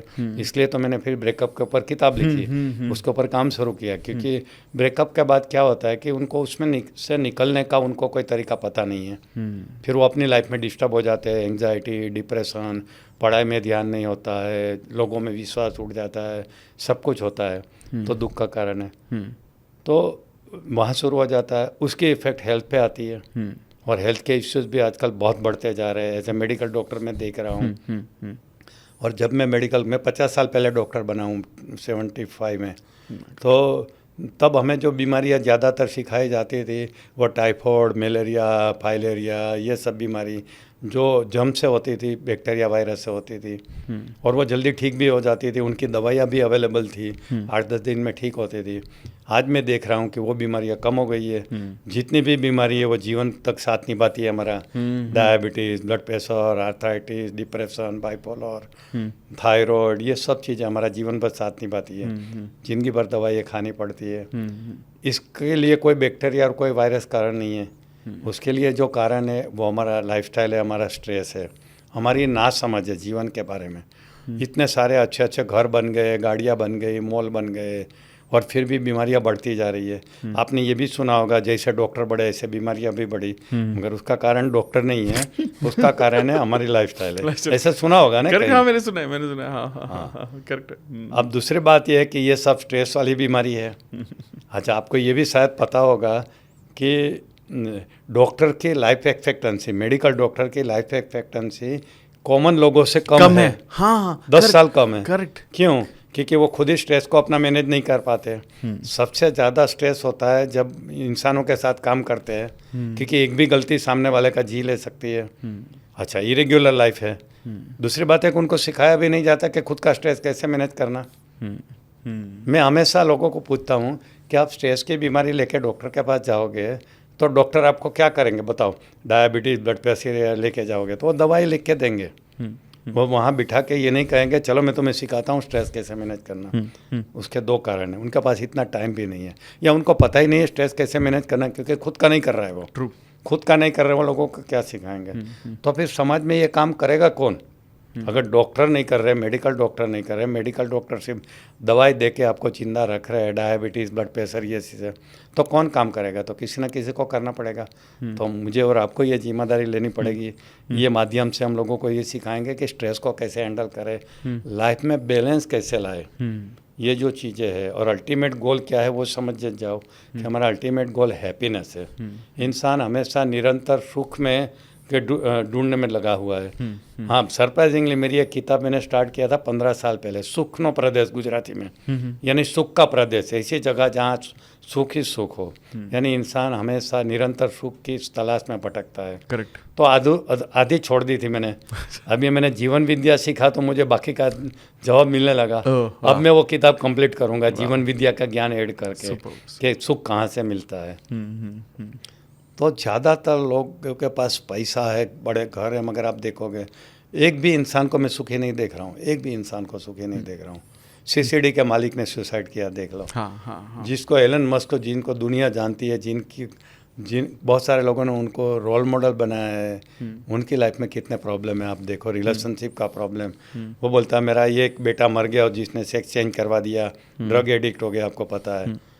तो लोगों को पता ही नहीं कि सुख किस में मिलता है, यही भागदौड़ में भागते रहते हैं ऐसा। तो ये तीनों चीज़ों में जब तक हम फोकस नहीं करेंगे, मुझे लोग इसलिए पूछते हैं कि आप इस 75 ईयर्स में इतने एनर्जी के साथ इतने फिट कैसे रहते हैं, क्योंकि मैं समझ चुका हूँ इसका इम्पोर्टेंस क्या है, हेल्दी रहने का इम्पोर्टेंस क्या है। इसलिए नहीं कि मैं डॉक्टर हूँ, मगर मैंने मेरी प्रायोरिटी में रखा है। जो चीज़ हमारी प्रायोरिटी में रखते हैं ना, वही हमारे जीवन में मिलता है हमेशा। मैंने प्रायोरिटी में रखा है। बहुत साल पहले मैं स्टूडेंट के पर्सनालिटी डेवलपमेंट के वर्कशॉप किया करता था, वहाँ प्रायोरिटी के बारे में सिखाया करता था। फिर मैं 50 चीज़ों का लिस्ट देता था स्टूडेंट को कि जीवन में हमें इतनी चीज़ें चाहिए। अब आप बोलो कि आपको पहले कौन सी चाहिए, दूसरी कौन सी चाहिए, तीसरी, यानी set your priority. Number 2, 1 number पे ये, 2 नंबर पे। तो मेरा एक्सपीरियंस है कि कोई भी स्टूडेंट ने 1 to 10 में हेल्थ कभी भी नहीं लाया। ये हमारा प्रोग्रामिंग है, मास प्रोग्रामिंग। हेल्थ को 1 to 10 में किसी ने नहीं लिखा कि ये मेरी प्रायोरिटी में आता है। सोच लो। और 1 to 20 में रिलीजन को नहीं लाया। तो हमें जो प्रायोरिटी में रखते हैं ना, वही हमें मिलता है।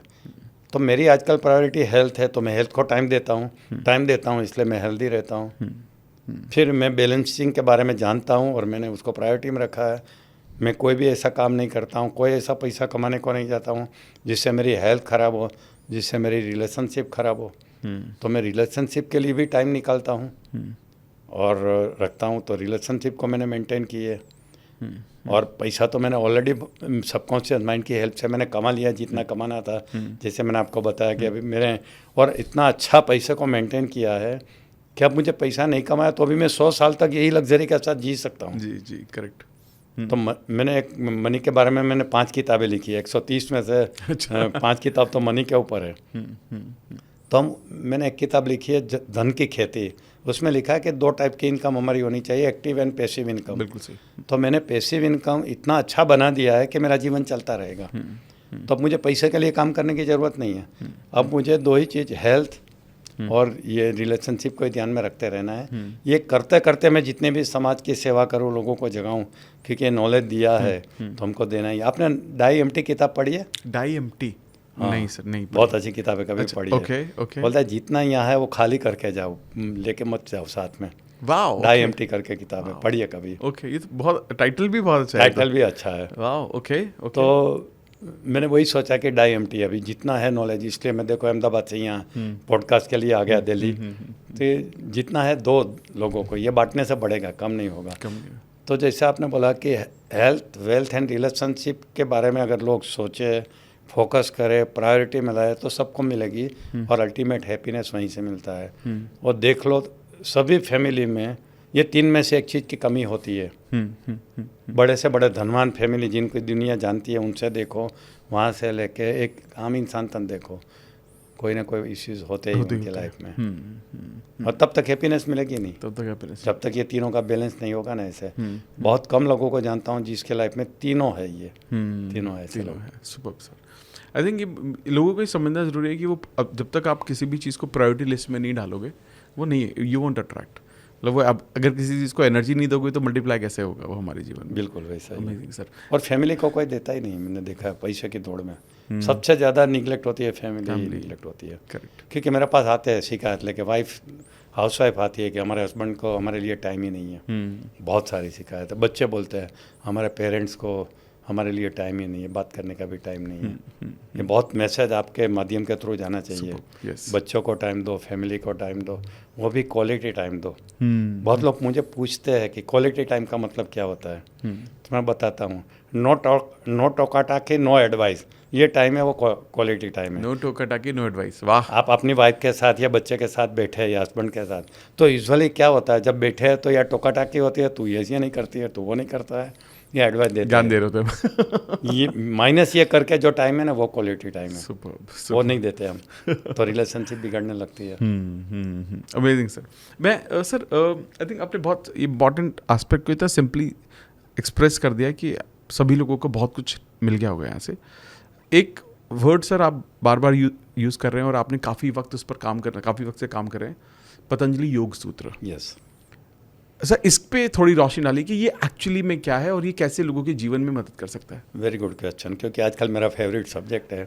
अचानक मुझे बहुत साल पहले से आ गया था कि यार मैं इतना पढ़ा लिखा हूँ और मुझे पतंजलि योग सूत्र के बारे में पता क्यों नहीं है। इसका मतलब ज्ञान देने वाला कोई अच्छा मिला नहीं है और काम की चीज़ मुझे पहले से पता था। तो मैंने बहुत मेरे पब्लिक प्रोग्राम में बोला कि मुझे इसको कॉमन आदमी तक पहुंचाना है।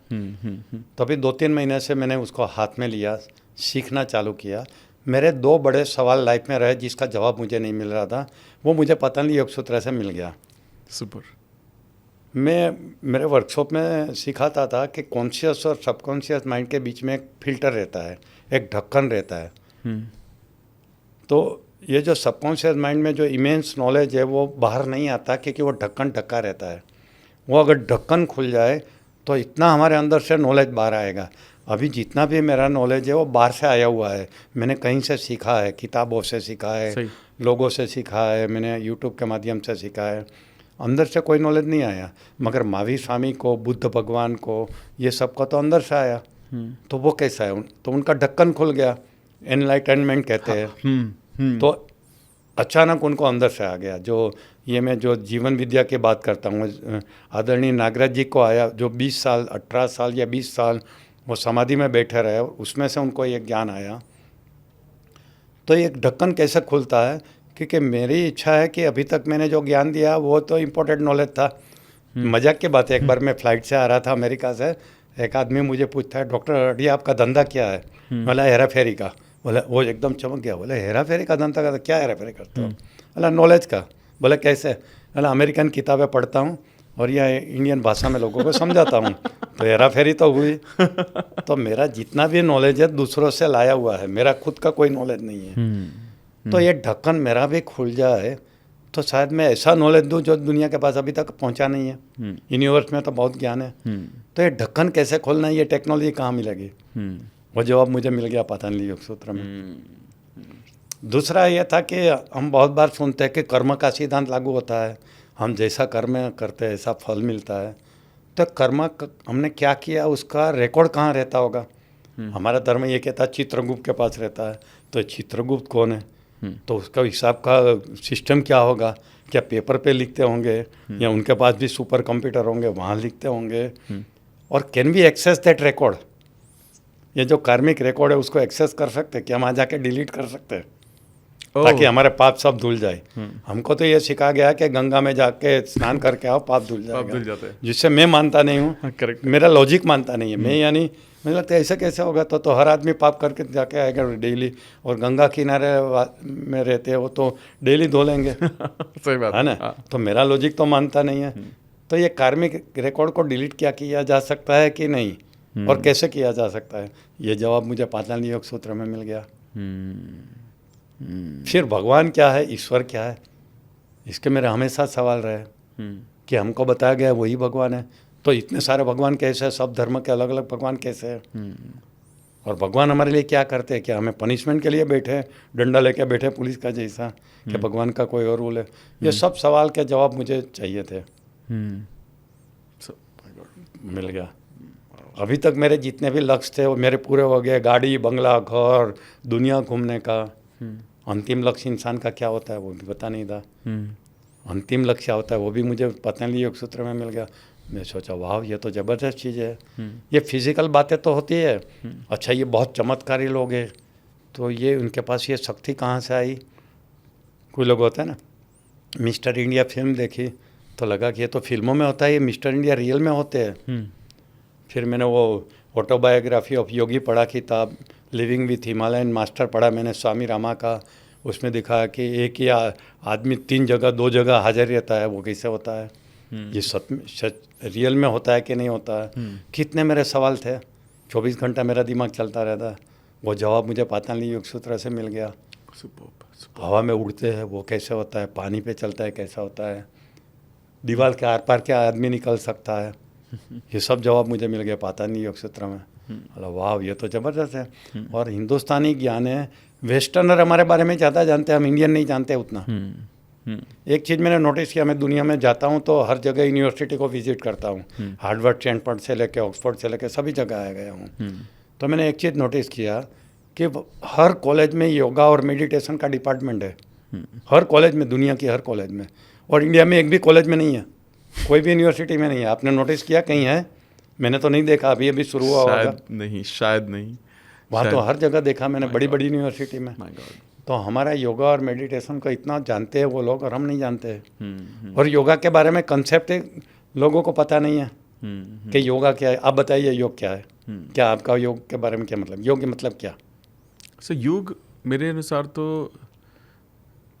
ऐसी पद्धति या ऐसा ऐसा प्रोसेस जिससे हम अपने मन पर और अपने शरीर पर दोनों पर बेहतर कंट्रोल करके एक हेल्दी माइंड और हेल्दी बॉडी के साथ जी सकते हैं।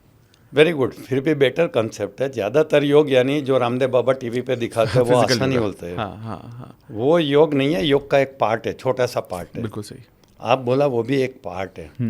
एक्चुअली मैं पतंजलि योग सूत्र सीखा तब पता चला कि yoga is a lifestyle to happiness. Happiness का एक लाइफस्टाइल है, इसको योग कहते हैं। योग यानी मोक्ष, दो मीनिंग होते हैं। योग यानी समाधि, जहाँ आत्मा का परमात्मा के साथ मिलन होता है, और हमारा सबका अंतिम लक्ष्य तो वही होना चाहिए कि परमात्मा के साथ हम मिल जाए और सुख दुख के फेरे में से हम निकल जाए, जो पतंजलि योग सूत्र में बताया है। पतंजलि योग सूत्र में 2 व्याख्या दी है। एक तो वहाँ तक पहुँचने का रास्ता, हमारे अंतिम लक्ष्य तक पहुँचने का जो दर्शन है, जीवन दर्शन है, वो योग है, और वो समाधि में पहुँच जाते हैं, वो भी योग है। जबकि ज़्यादातर लोग यही मानते हैं योग यानी आसन। समझे ना? तो पतंजलि योग सूत्र में उसने ये रास्ता बताया है कि कैसे हम अंतिम लक्ष्य तक पहुँचे, यानी जीव का शिव के साथ मिलन, आत्मा का परमात्मा के साथ मिलन। तो योग सूत्र क्या है? यानी सूत्र यानी कमांड, 1 लाइन कमांड कि ये करो वो करो ऐसा। तो पतंजलि ऋषि ने 2000 साल पहले, एक्चुअली योग का ज्ञान तो हमारे यहाँ 5000 सालों से था, मगर 2000 साल पहले पतंजलि ऋषि हुए जिन्होंने इसको सिस्टमेटिकली लोगों के सामने रखा। पहले आड़ा टेढ़ा था, एकदम सिस्टम में रखा, और उन्होंने योग सूत्र करके किताब लिखी जो पतंजलि के नाम से है। तो उन्होंने सिस्टमाइज किया। तो 196 उन्होंने सूत्र लिखे हैं। तो 4 चैप्टर में उन्होंने लिखा है, जिसको पाद कहते हैं। पहला है समाधि पाद, जिसके अंदर उन्होंने थियरी समझाई कि योग क्या है। योग चित्तवृत्ति निरोधः, ये दूसरा उनका सूत्र है पतंजलि योग सूत्र का। यानी हमारा चित्त यानी मन, उसमें से जो विचार के तरंग उठते हैं, वृत्ति जिसको कहते हैं, उसको रोकने का काम को योग है। ओके। योग चित्त वृत्ति निरोध। जबकि हम मानते हैं कि आसन करना वही योग है, क्योंकि हमारा मन भटकता रहता है। जैसे हम कहते हैं ना, मंकी जैसा होता है, बंदर जैसा इधर उधर भटकता है। हाँ। कभी ये सोचेगा, कभी वो सोचेगा। उसको कंट्रोल करना, रोकना, यही योग है। और जो आदमी ये कर सका ना, वो समाधि तक पहुंच सकता है। तो ऐसे बहुत सारी बातें हैं कि चित्त वृत्ति क्या है, कैसे टाइप की वृत्ति रहती है। तो थियरी है उसमें, कितने ये वृत्ति को रोकने के लिए हमें क्या क्या अड़चनें आएगी, ऑब्स्टकल, उसको कैसे हमें टैकल करना है, ये सब बातें हैं। समाधि क्या है, 2 टाइप की समाधि है ये। उसके बाद उन्होंने दूसरा लिखा है साधन पाद या साधना पाद। तो इसमें उन्होंने अष्टांग योग की बात की है कि अष्टांग योग के जरिए हम समाधि तक पहुंचते हैं। तो अष्टांग योग का पहला यम, नियम, आसन, फिर प्राणायाम, फिर प्रत्याहार, फिर धारणा, फिर ध्यान और समाधि, ये हमारा रास्ता है। और एक के बाद एक के तक पहुंच सकते हैं, सीधा वहाँ तक नहीं पहुंच सकते। ये बात उन्होंने दूसरे चैप्टर में की है। तीसरा है विभूति पाद। विभूति पाद में उसने बताया कि अगर ये रास्ता सही करोगे, प्रैक्टिस करोगे, तो आपके अंदर एक्स्ट्रा ऑर्डिनरी पावर आएंगे। जो पावर की मैंने बात की कि आप दीवार से निकल सकते हैं, दूसरे के मन में जा सकते हैं, दूसरे के माइंड को हैक कर सकते हैं, आप पानी पे चल सकते हैं, आप एक टाइम पे 2 जगह पे हाजिर रह सकते हैं। ऐसी 30 सिद्धियाँ हैं, वो सिद्धियाँ आप अचीव कर सकते हैं। तो ये जैसे कुंभ मेले में जो कुछ साधु बाबा जो आते हैं हिमालय से, वो कुछ चमत्कार दिखाते हैं, वो सब वहाँ से वैसे ये आता है। फिर जो चौथा है, जो है केवल्य पाद, कि आप ये तीनों रास्ते से पहुँचोगे समाधि के पास। तो समाधि के पास पहुँचोगे तो क्या एक्सपीरियंस होगा, ये सब बातें लिखी है, जो हमारा अंतिम लक्ष्य रहता है। अब लोगों को तो गाड़ी बंगले से आगे निकले ही नहीं है, बड़ा घर, बड़ी गाड़ी के अलावा सोचते ही नहीं। हमारे यंग जनरेशन सक्सेस वाह वाह करने का ये, और फिर कहाँ भटक के जा रहे, डाइवोर्स रेट बढ़ता जा रहा है, हेल्थ के इश्यूज बढ़ते जा रहे हैं।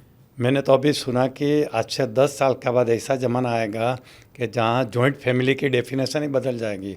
जहाँ हस्बैंड और वाइफ साथ में रहते हैं, उसको ही जॉइंट फैमिली कहा जाएगा। यह हालत है अभी, जिस तरह से फैमिली टूटती जा रही है, ये हालत हो जाएगी। तो ये दौड़ के अंदर लोग भटक भटकते अपना कितना सत्यानाश कर रहे हैं, ये लोगों को पता ही नहीं है। समझे ना? तो ये जो चीज़ है। अच्छा, मैं बोल रहा था कि जो पाप धुलने की बात की थी, कार्मिक रिकॉर्ड डिलीट करने की, वो ये पातंजलि योग रास्ते से होता है। ओके। ये रास्ते से होता है। ढक्कन खोलने की बात थी, वो भी ये रास्ते से होता है। तो फिर मैंने अभी गोल बना लिया कि इसको मैं अच्छी तरह से सीखूं, इसके ऊपर किताब लिखूं, इसके ऊपर प्रेजेंटेशन तैयार करूं और टाई कोट पहन के बैंक्वेट रूम में लोगों को पतंजलि योग सूत्र सिखाऊं, जबकि लोग वो भगवे कपड़े पहन के व्यासपीठ पे बैठ के सिखाते हैं। तो पूरा ट्रेंड ही चेंज कर दूं टेक्नोलॉजी के साथ, म्यूजिक, ऑडियो, वीडियो, ताकि फटाफट लोगों को समझ में आ जाए जो आजकल की टेक्नोलॉजी है। तो वो सिखाओ, मेरा पुराना सपना था, उसके ऊपर मैं काम।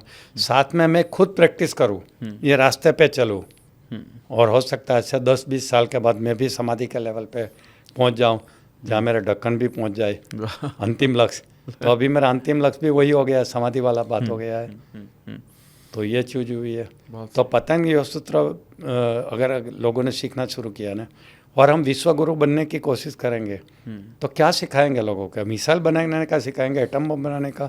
वो तो हम सिखा ही नहीं सकते। हमारा हवाई जहाज नहीं बना रहे, हमारा मिसाइल हम नहीं बना, अभी पेट्रोइड तो हम नहीं बना रहे, बाहर से खरीदना पड़ता है। करेक्ट। तो हमारे पास जो है वो पतंजलि योग सूत्र का ज्ञान है, वो हम विश्व गुरु बनने के लिए हमें हेल्प करेगा। आगे तो ये भी सोच रहा हूँ पतंजलि योग सूत्र के ट्रेनर तैयार करूँ, ये जीवन विद्या के ट्रेनर तैयार करूँ, ताकि लोगों में, पूरी दुनिया में फैल जाए और विश्व गुरु बनने में हमें हेल्प करे हिंदुस्तान को। ये भी हो सकता है। सुपर। बहुत सारा नॉलेज है दुनिया में। सर, जैसे मेडिटेशन जो है,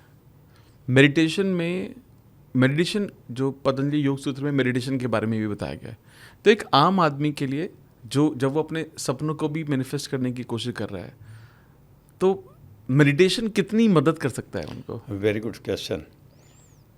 देखिए, सबकॉन्शियस माइंड और कॉन्शियस माइंड दोनों का रिलेशनशिप में बॉस एंड सर्वेंट का रिलेशनशिप है, आपको पता है।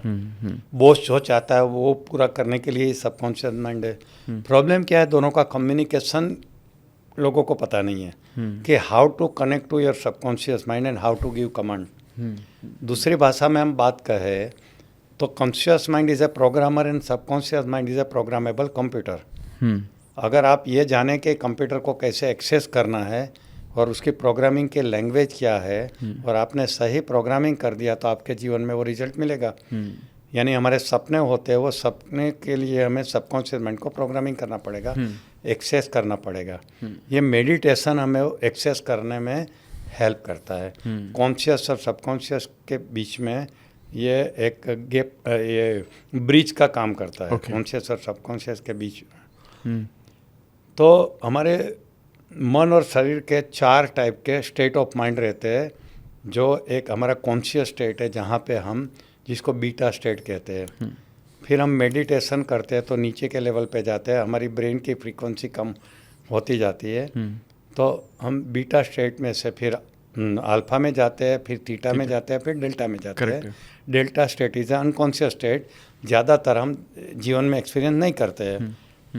तो ये जो कॉन्शियस सबकॉन्शियस का जो कम्युनिकेशन अल्फा लेवल पे बेस्ड होता है, क्योंकि वहाँ पे हमारी कॉन्शियसनेस बनी रहती है मगर सबकॉन्शियस से कनेक्टेड रहते हैं। नींद में क्या होता है, कॉन्शियस माइंड पूरा नॉकडाउन हो जाता है, तो वो कमांड करने के लायक ही नहीं रहता है। तो ये लेवल पे जाना ज़रूरी है, अल्फा लेवल, जो 7 to 14 की फ्रीक्वेंसी है। तो मेडिटेशन हमें वो फ्रीक्वेंसी में जाने में हेल्प करता है, जिसको योग निद्रा भी कहते हैं। तो पतंजलि योग सूत्र में ये जो लिखा है, देखिए, एक दूसरी बात मैं आपको बता दूं कि जीवन में सुखी होने के 4 अलग अलग रास्ते हमारे बुजुर्गों ने हमको सिखाए हैं, जिसको हम योग कहते हैं। तो 4 टाइप के योग की बात की गई है। चारों रास्ते हमें हमारे अंतिम लक्ष्य तक लेके जाते हैं। एक होता है ज्ञान योग, दूसरा होता है राजयोग, तीसरा होता है कर्म योग, और चौथा होता है ये भक्ति योग। ये इस्कॉन वाले जो कर रहे हैं हरे कृष्णा, वो भक्ति योग है। जो मीराबाई वो रास्ते पे चली थी, प्रहलाद जो रास्ते पे चला था, भक्ति के जरिए वो भगवान तक पहुंचते हैं, सुखी होते हैं, दे आर ऑल्सो हैप्पी। आपको तो सिर्फ 4 में से कोई मार्ग चुनना है, एक मार्ग चुनना है। अभी जो ये मैं जीवन विद्या कहता हूँ वो ज्ञान मार्ग है। जो शंकराचार्य ने लिया था वो ज्ञान मार्ग था, द्वैत अद्वैत की बात की, वो ज्ञान मार्ग था। फिर एक होता है कर्मयोग, जो भगवत गीता में जो ज्ञान दिया है कृष्ण भगवान ने, जो नरेंद्र मोदी कर रहे हैं वो कर्मयोग है। और एक होता है राजयोग, जो ब्रह्मा कुमारी वाले कर रहे हैं, जिसमें आपको बैठ के साधना करनी पड़ती है, मेडिटेशन करना पड़ता है। ये पातंजलि योग सूत्र भी राजयोग का ही मार्ग है। तो सभी चीज़ हमको अंतिम लक्ष्य तक तो लेके ही जाती है, अल्टीमेट जो मोक्ष की बात है वहीं पे। तो आपको चुनना है, आपको कौन सा मार्ग अच्छा लगता है, पसंद आता है, किससे आप इम्प्रेस हुए हैं। वाह वाह, समझे ना। करेक्ट। तो अब मैं ये दोनों मार्ग पे जा रहा हूँ, ज्ञान मार्ग पे जो जीवन विद्या ज्ञान मार्ग का। इसके बारे में थोड़ा और बताइए ना सर, जीवन मार्ग, जीवन ज्योति मार्ग जो है, ये इसके बारे में थोड़ा और बताइए, क्योंकि मैं क्यूरियस भी हो रहा हूँ। क्योंकि आपने जैसे शुरू में बोला कि मैंने अपने जीवन के इतने साल पहले, आप एक्चुअल 25 साल आप डॉक्टर रहे, फिर अगले 30 साल आपने लोगों के सबकॉन्शियस माइंड डॉक्टर रहे, और अब आप कह रहे हैं कि मैं अगले 25-30 साल इस पर फोकस करूँ, मतलब बहुत बड़ी चीज़ है। बहुत बड़ी। तो आप बताइए ना सर, इसके बारे में थोड़ा और डिटेल दीजिए। आप ये बात मानते हो कि डाइवोर्स रेट बढ़ता जा रहा है? हाँ, करेक्ट। ये बात मानते हो कि लोगों की मन की शांति जा रही है? बिल्कुल सही। सुसाइड बढ़ता जा रहा है, मानते हो? करप्शन बढ़ता जा रहा है, बिल्कुल सही। लड़ाइयाँ बढ़ती जा रही है, लड़ाई झगड़े बढ़ते जा रहे हैं, कोर्ट केस बढ़ते जा रहे हैं। क्यों बढ़ते जा रहा है? क्यों बढ़ते जा रहा है, कभी सोचा है? अच्छा, इसको रोकने के लिए लोगों ने प्रयत्न किए है कि नहीं किए? ये सब धर्म वाले क्या करते हैं, ये ज्ञानी लोग क्या करते हैं, यही तो सिखाते नहीं, ये सब रोकने का सिखा रहे हैं ना। कि रिलेशनशिप अच्छी रखो, हेल्थ अच्छी रखो, मन की शांति कैसे मिले। इतने सारे समाज में ऑपरेट कर रहे हैं सब लोग, रिजल्ट कहाँ पे? कहाँ पे रिजल्ट है? ये क्या बताते हैं? कि शायद कुछ मिसिंग लिंक है। डेफिनेटली। आप ये मानते हो कि हिंदुस्तान के पास दुनिया के बेहतरीन डॉक्टर्स है, हाँ है, इंजीनियर्स है, रॉकेट साइंटिस्ट है, मगर ये भी मानते हो कि अच्छे इंसान भी हिंदुस्तान के पास है? अच्छे इंसान नहीं है। एक डॉक्टर अच्छा डॉक्टर हो सकता है, मगर वो बेईमान हो सकता है। एक अच्छा पॉलिटिशियन हो सकता है, मगर वो बेईमान भी हो सकता है। एक इंजीनियर अच्छा इंजीनियर हो सकता है, मगर बेईमान हो सकता है। तो हमने जो एजुकेशन सिस्टम बनाई है वो क्या करती है? स्किल सेट देती है, स्किल सेट देती है। अच्छा पेशेंट को अच्छा कैसे करे, अच्छे बिल्डिंग कैसे बनाए, अच्छे रॉकेट कैसे बनाए। तो जितने भी एजुकेशनल इंस्टीट्यूट है वो इंसान को एक अच्छा स्किलफुल इंसान बना रही है, अच्छा डॉक्टर, अच्छा इंजीनियर। मगर अच्छा इंसान बनाने की कोई सिलेबस, कोई स्कूल कॉलेज में है कि हम अच्छा इंसान बनाते हैं? मैं एक आदमी, नाम नहीं दूंगा, फेमस है, जिनके 14 स्कूल है, 20,000 जिनके स्टूडेंट है, और वो सिटी की बेस्ट स्कूल है। जब सब वी आई के बच्चे वहाँ पढ़ते हैं। अभी 8 दिन पहले मैं उनसे बात कर रहा था, ये जीवन विद्या जानते हैं। तो उन्होंने मुझे बोला, डॉक्टर हडिया, हम साल की 2 लाख रुपया फीस लेके इंसान के बच्चे को जानवर बनाने का काम करते हैं। ये स्कूल का मालिक बोल रहा है, जो वहाँ के बेस्ट स्कूल है जहाँ सब लोग अपने बच्चे को पढ़ाना चाहते हैं। ये जीवन विद्या पढ़ के उनकी आंखें खुल गई। अब मुझे काम करना है, इंसान के बच्चे को, इंसान का ही बच्चा अच्छा इंसान बनाने का काम करना है। अब वो इंसान को इंसान बनाने की स्कूल स्टार्ट कर रहा है। गुजरात में 2 जगह ऐसा हो रहा है। एक डायमंड के बिजनेसमैन है, समर्थ डायमंड करके, जिनके वहाँ 4,500 एम्प्लॉई है, डायमंड का कटिंग का, पॉलिशिंग का काम करने वाले। वो भी समझ गया कि कहाँ मिसिंग लिंक है। उन्होंने अभी गुजरात के विसनगर में एक ऐसी स्कूल बनाई जहाँ इंसान को अच्छा इंसान बनाया जाता है। समझे ना। तो मिसिंग लिंक ये है कि हमने अच्छे डॉक्टर बनाए, इंजीनियर बनाए, मगर कभी सोचा ही नहीं कि हमें इंसान को अच्छा इंसान भी बनाना चाहिए। स्किल सेट देने में ही हमने फोकस किया, माइंड सेट देने में कोई फोकस नहीं किया। ये माइंड सेट नया देने का, लोगों को सिखाने का, ये है हमारी जीवन विद्या, जो जीवन के बारे में जीना सिखाती है। जो मैंने 75 साल में सीखा, तब मुझे लगा कि मैं अभी तक क्या कर रहा था, कर रहे थे? कि मुझे पहले ये ज्ञान क्यों नहीं मिला।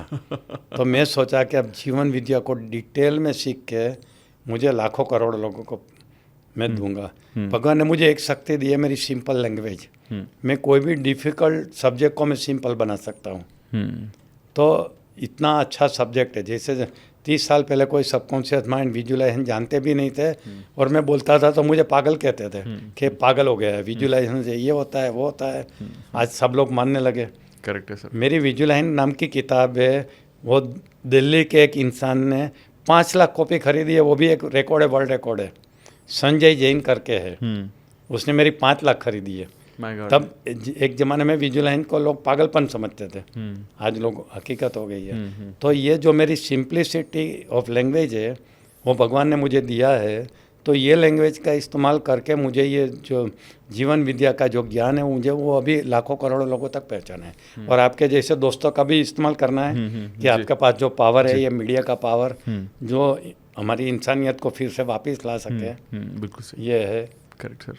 मुझे याद है, अभी तो अच्छा हो गया, मैं पहले फॉरेन जाता था तो इंडियन कहा तो लोग हमें नीची नज़र से देखते थे, क्योंकि फॉरेन में इंडियन यानी बेईमान आदमी, कोई इंडियन का भरोसा नहीं करता है, ऐसा ही इमेज थी, है ना।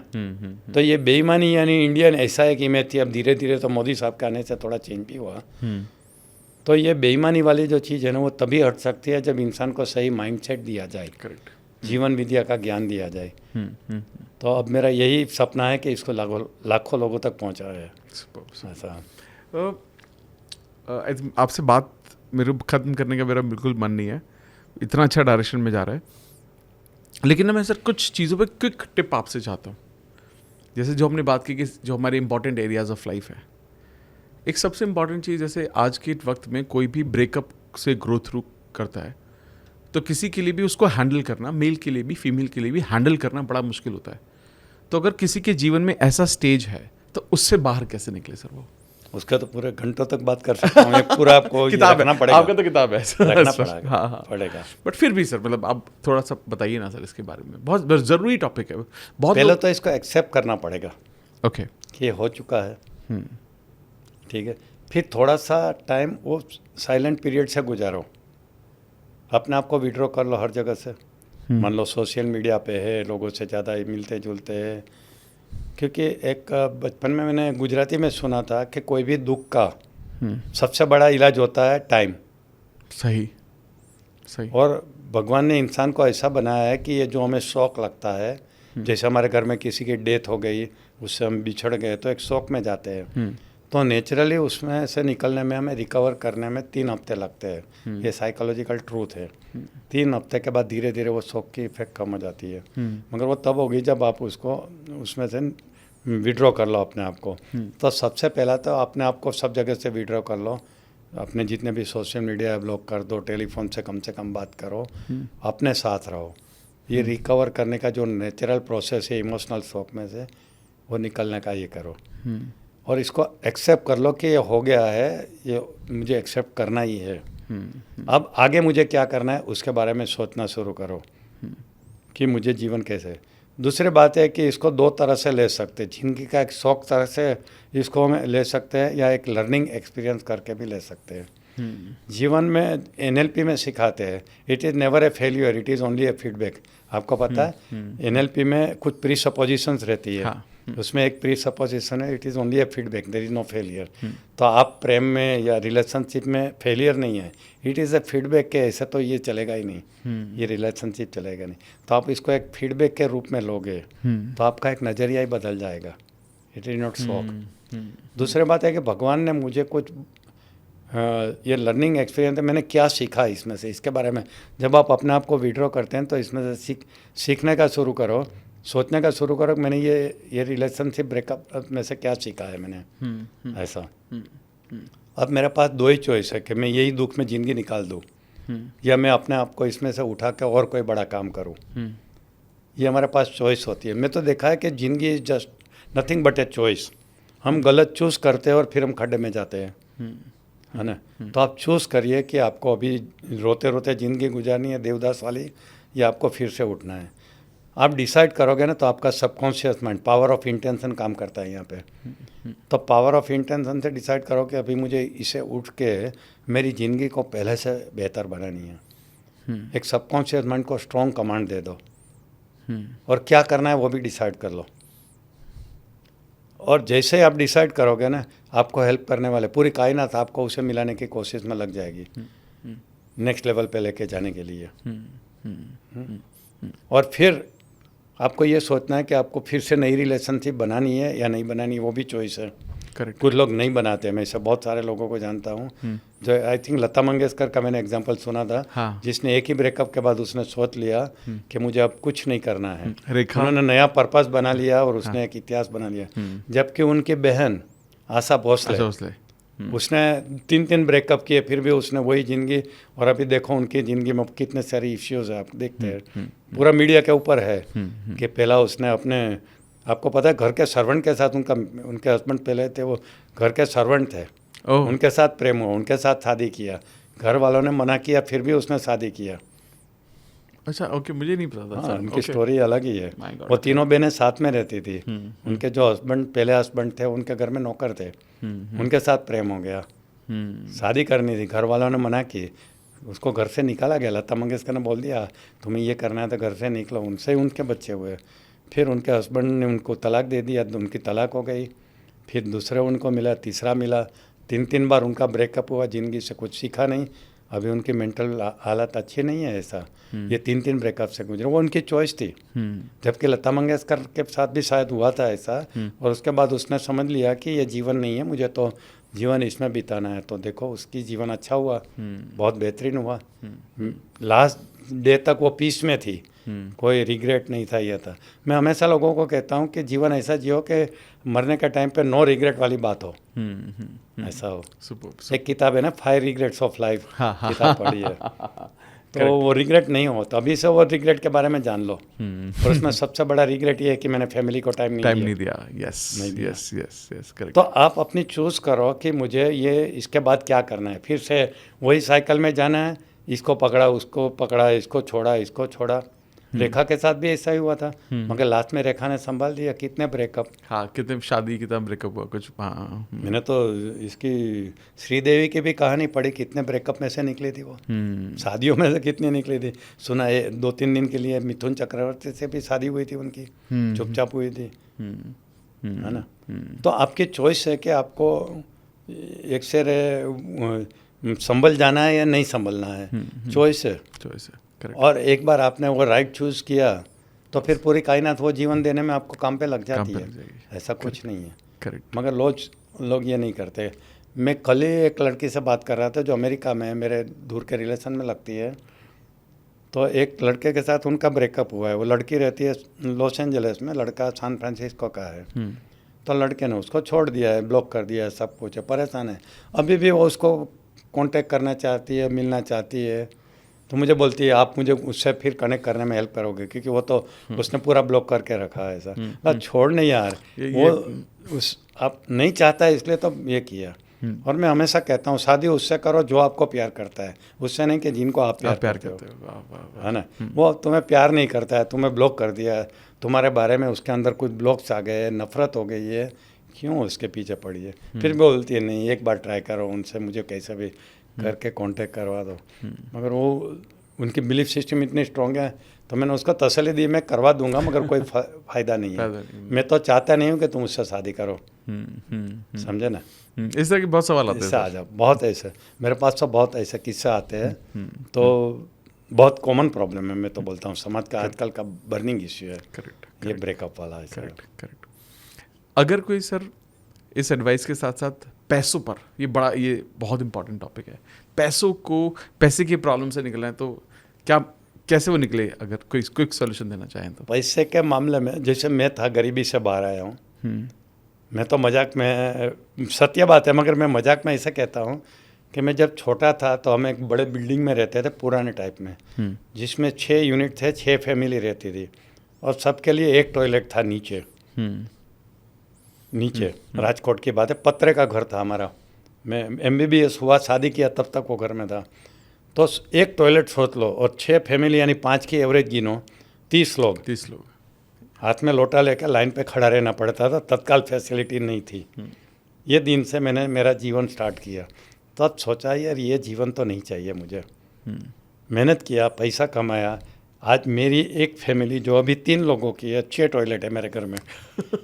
वाह। एक टॉयलेट के लिए 6 फैमिली थी, अब मेरी एक फैमिली के मेरे घर में 6 टॉयलेट है। तो मैंने तभी मन बना लिया था कि मुझे ये गरीबी में नहीं रहना है, मुझे तो पैसा कमाना ही है। हाँ, माना पैसा भगवान नहीं है, मगर भगवान से कम भी नहीं है। माना पैसे से सब कुछ नहीं होता है, मगर बहुत कुछ होता है। पैसा क्या देता है? आपको चॉइस देता है, पावर देता है। क्या पावर देता है? एक तो काम करना है कि नहीं करना है, वो पावर आपको पैसे से आता है। अब मैंने सोच लिया है कि मुझे काम नहीं करना है, मैं बंद कर सकता हूँ, मेरे पास ही ना पैसा है। मुझे बिना पैसे का सेवा का काम करना है, वो पावर इसलिए आया कि मेरे पास पैसा है इतना, है ना। पावर टू चूज देता है। मुझे कौन सी हॉस्पिटल में ट्रीटमेंट लेना है, वो मेरे पास पावर है क्योंकि मेरे पास वो पैसा है। मेरे बच्चे को मैंने पहले से ही अमेरिका के प्राइवेट कॉलेज में पढ़ाया है, जब पैसा नहीं था तब। अब तो मेरे पास पावर है कि मैं किसी को भी पढ़ा सकता हूँ। तो आपके बच्चे को कौन सी यूनिवर्सिटी में पढ़ाना है, वो पावर पैसे से आता है। आप बीमार हुए तो आपको कौन सी हॉस्पिटल में ट्रीटमेंट लेना है, वो पैसे से आता है। आपको वेकेशन कहाँ करना है, वो पावर आपके पैसे से आता है। तो पैसा आपको पावर देता है।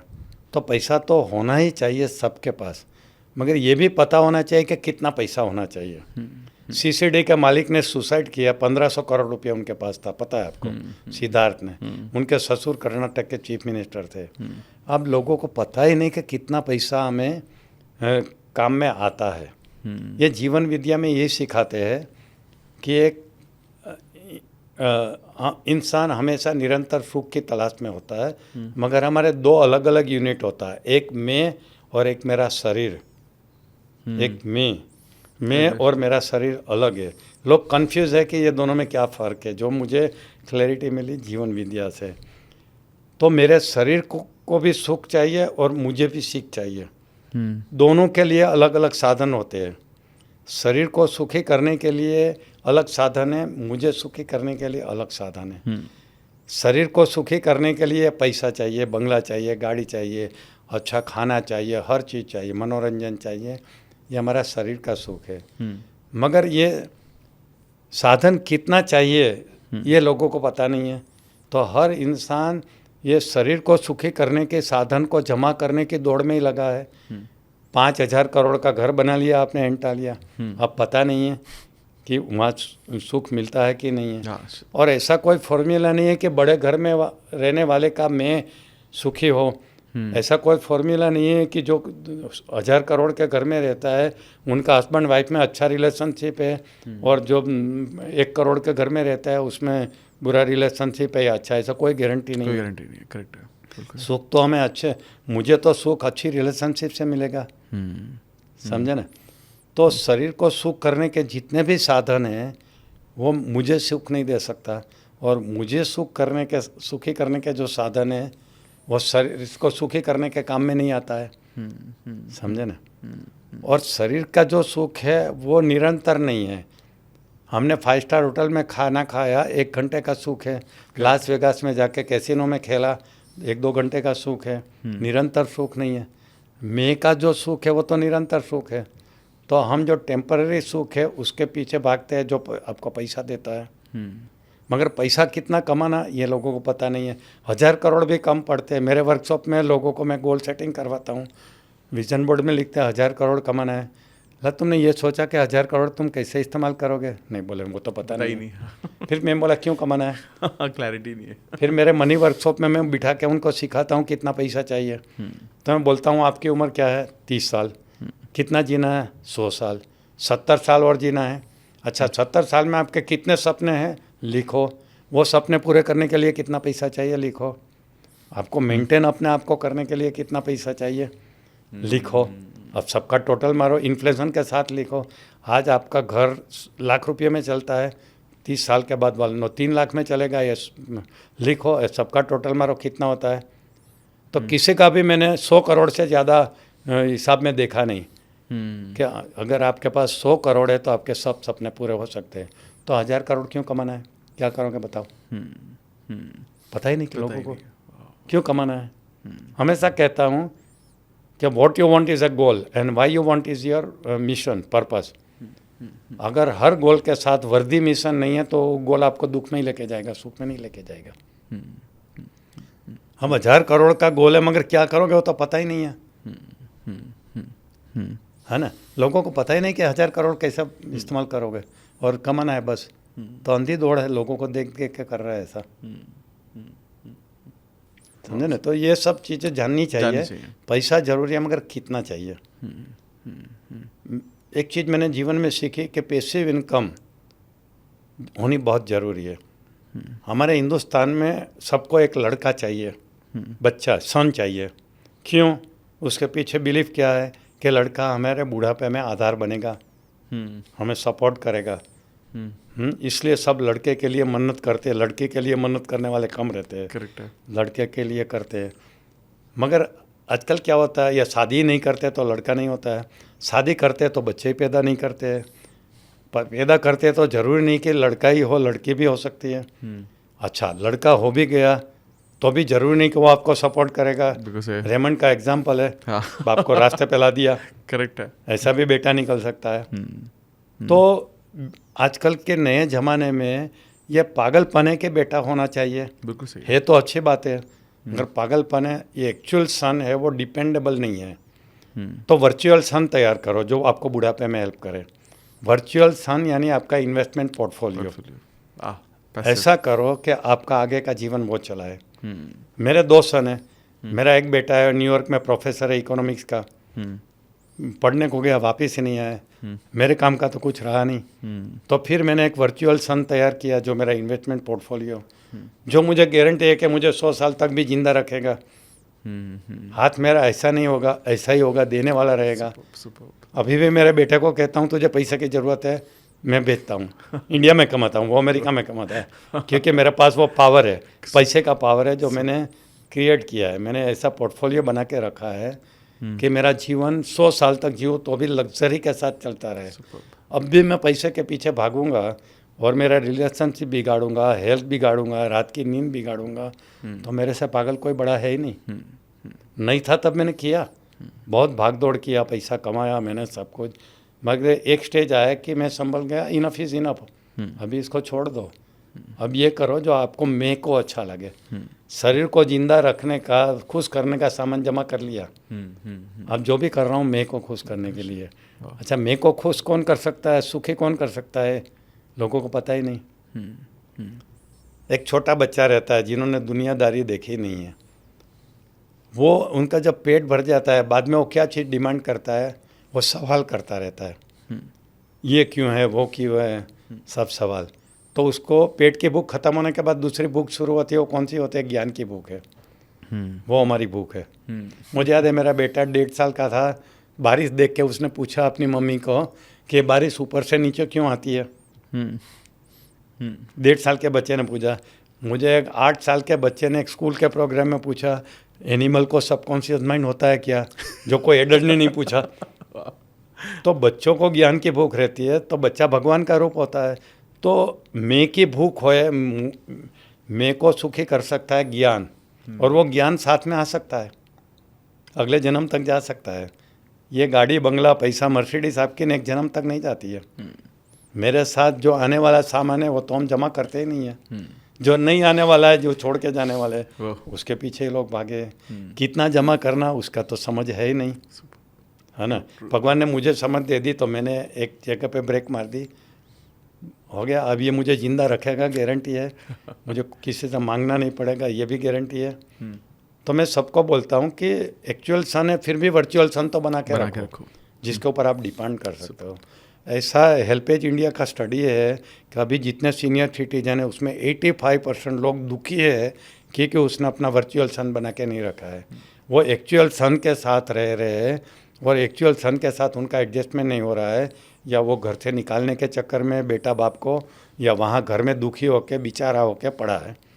ये 85% लोगों के साथ ये हो रहा है। तो ये बहुत ज़रूरी है कि सब लोग इंडिपेंडेंट बने और सबसे पहला इंडिपेंडेंट आपको पैसा देगा, दूसरा हेल्थ देगा। हेल्थ देगा, है ना। हेल्दी रहोगे तो ही आपको किसी की ज़रूरत नहीं पड़ेगी। बेड में पड़े रहोगे, कितने उद्योगपति है जिन्होंने बेड में अपना जीवन पूरा किया, 2-2 साल 3-3 साल तक। आप देखे अपने वाजपेयी साहब कितने साल बेड में रहे, हेल्थ को नहीं संभाला तो क्या होता है ऐसा, ये है ना। बिल्कुल सही, बिल्कुल सही। नहीं, मैं बहुत sir. बातें करने बहुत के सारी, लिए कभी मिलेंगे मतलब तो। आपका विजडम, वो एक्सपीरियंस है ना सर, आपको जीवन का इतना ज़्यादा एक्सपीरियंस है। 75 का लाइफ का एक्सपीरियंस है और 50 साल से मैं पब्लिक के बीच में हूँ। एज ए मेडिकल डॉक्टर भी पब्लिक के 25 बीच में काम किया, हाँ। एज ए माइंड ट्रेनर भी मैंने पब्लिक के बीच में रहकर काम किया। तो ये 50 साल का जो लोगों के साथ रहने का एक्सपीरियंस है, अमेजिंग सर। लेकिन I am sure about it sir कि मुझे पक्का यकीन है कि जितने भी लोग ये पॉडकास्ट देख रहे हैं वो डेफिनेटली चाहेंगे कि आप हमारे पॉडकास्ट पे दोबारा आएँ, और ताकि किसी और टॉपिक पर, क्योंकि आई थिंक मुझे ऐसा लगा कि हमने काफ़ी चीज़ों के बारे में बात की, इन सब 3-4 चीज़ों के बारे में बात की, इन सब के ऊपर इंडिपेंडेंट भी बात की जा सकती है ना। ब्रेकअप जो ट्रेंडी सब्जेक्ट है, हाँ। पतंजलि योग सूत्र है जो लोगों को बहुत काम आ सकता है। करेक्ट है। और जीवन विद्या जो पूरे समाज को बदलने की ताकत रखता है। आपने तो अभी बहुत कम सुना है, हाँ। मगर समझोगे तो पता चला गया कि पूरा समाज सिर्फ इससे ही बदल सकता है। इसमें मैंने एक एग्जांपल देखा था कि एक आदमी था, अकाउंटेंट था, बहुत ईमानदार था, एक पैसे की इधर उधर नहीं करता था, जिंदगी भर उसने ईमानदारी से काम किया और लास्ट में पता चला कि वो एक स्मगलर के लिए काम कर रहा था। पहले पता नहीं था। तो बात यह है कि हम अपना काम कितना भी अच्छा करें, मगर किसके लिए कर रहे हैं ये तो जानना है। जिस शिप में हम बैठे हैं, जहाज में बैठे, वो शिप कहाँ जा रहा है वो तो पता ही नहीं है। हम कितना भी अच्छा काम करें, मगर जब जहाज ही डूबने वाला है तो हमारा अच्छाई का क्या मतलब होता है। उसने ईमानदारी के काम करके किया वो स्मगलर को ज़्यादा पैसा वाला बनाया और क्या किया। तो आज देखेंगे कि हमारा समाज जिस गति से दुर्गति की तरफ जा रहा है तो जहाज बहुत जल्दी डूबने वाला है। हम कितना भी हमारा ईमानदारी से काम करें तो ये जहाज बचाने का काम किसी ना किसी को करना ही पड़ेगा ना। और मुझे लगता है ये जीवन विद्या बचा सकता है। अगर हर इंसान ये जीवन विद्या सीखे ना तो बचा सकता है। बहुत जागृति आ रही है वैसे इसके अंदर। Amazing sir. तो ये तीनों सब्जेक्ट के ऊपर पतंजलि योग सूत्र जो मेरे सवाल के हर जवाब में आते हैं, ये 3 सब्जेक्ट आजकल मैं बहुत एक्साइटेड हूँ। तो अगर तो जितने भी लोग ये पॉडकास्ट देख रहे हैं, तो सर ने तीनों टॉपिक तो प्राइम बता दिए, जिसमें ब्रेकअप वाला पार्ट बताया, पतंजलि योग सूत्र बताया और जीवन ज्योति बताया। आप ना पार्ट 2 लिखकर वो टॉपिक का नाम लिख देना। इसके अलावा लेकिन अगर आपका कोई भी थॉट है कि इस टॉपिक पर बात होनी चाहिए तो वहाँ पर भी पार्ट 2 के सामने टॉपिक लिख देना। मैं सर को सारे स्क्रीनशॉट भेज दूंगा और सर को फिर स्क्रीनशॉट के साथ इन्वाइट करेंगे दोबारा से। मनी के ऊपर भी मैं बहुत कुछ जानता हूँ, 5 किताब मेरी मनी के ऊपर है। Amazing sir. सो सर मुझे I think one of the finest experience I had today, because मुझे ऐसा लगता है कि बहुत कम लोग हैं जो मेरे सामने बैठे हैं जिनको करीब 50 साल का एक्सपीरियंस रहा अपनी लाइफ का, ज़िंदगी का, लोगों को सिखाने का। तो मैं तो बड़ा प्रिविलेज महसूस कर रहा हूँ और मेरे को समझ में आ रहा है कि इट इज़ सो मच, मतलब ये भी मुझे बहुत अच्छा लग रहा है कि आप जिस तरह से एक्सप्रेस कर रहे हैं ना, जैसा आपने बोला ना, बहुत आसान भाषा में आप सारी चीज़ें बता भी पा रहे हैं और एक्सप्रेस कर पा रहे हैं। लेकिन ये भी मुझे रियलाइज़ हो रहा है कि there is so much left in you, कितना कुछ है जो आपके पास है जो हम सबको मिलना चाहिए। So thank you so much sir हमारे इसमें आने का। ऐसा कुछ जो चीज़ आप हमारे लिए कहना चाहते हैं, हमारे चैनल के लिए बोलना चाहते हैं या मेरे लिए बोलना चाहते हैं? पहली बात तो है कि आप बहुत अच्छा काम कर रहे हैं। मैं आने के पहले, मैं तो आपको पर्सनली पहली बार मिला, मीडिया के माध्यम से मिल चुका हूँ, आपके बहुत सारे पॉडकास्ट और ये देखा। सबसे बड़ा समाज सेवा का काम है ये, तो इससे अच्छा कुछ हो ही नहीं सकता। और आपने जो सब्जेक्ट लिया है वो भी समाज सेवा के ही सब्जेक्ट है। लोगों में इतने दुख है, इतने प्रॉब्लम है, ये सभी का सॉल्यूशन आपके पास है। तो बहुत अच्छा काम कर रहे हैं। जो स्कूल, कॉलेज, यूनिवर्सिटी नहीं करती है वो आप कर रहे हैं। कितना जल्दी मैंने देखा, कितना फास्ट पहुंच रहे हैं। 1 महीने पहले का आपका मैंने पॉडकास्ट देखा जो 1 लाख से ज़्यादा लोगों ने देख लिया। तो ये कितनी बड़ी बात हो जाती है। ऐसा थैंक यू सर। टेक्नोलॉजी का भी कमाल है और आपका भी कमाल है कि भगवान ने आपको ये काम करने के लिए आई थिंक बनाया है। और आप जो हिसाब से सवाल पूछते हैं, इतना इंटरेस्टिंग बना के रखते हैं कि पता ही नहीं चलता कि कितना टाइम चला गया। करेक्ट। ये तो भगवान ने आपको देन दी है। बहुत ज़्यादा लोगों के पास पहुँचो, लोगों की सेवा करो। मेरी जब ज़रूरत है तो मैं आपके लिए हाजिर होऊंगा, कभी भी बुला लेना। अरे वाह, कोई भी सब्जेक्ट के ऊपर। Amazing sir. So thank you so much sir. आपका ये कहना हमारे लिए मतलब लगता है कि जीवन सफल है और हम अपने यानी कि वापस से ये महसूस होता है कि हम जीवन के सही डायरेक्शन में जा रहे हैं, आपकी तरफ से ये वर्ड्स आना। Sure. Thank you sir, Thank और you. I wish to see you soon. और आपका वापस से बहुत बहुत धन्यवाद हमारे पॉडकास्ट पे आने के लिए sir. Thank you ji, thank you ji.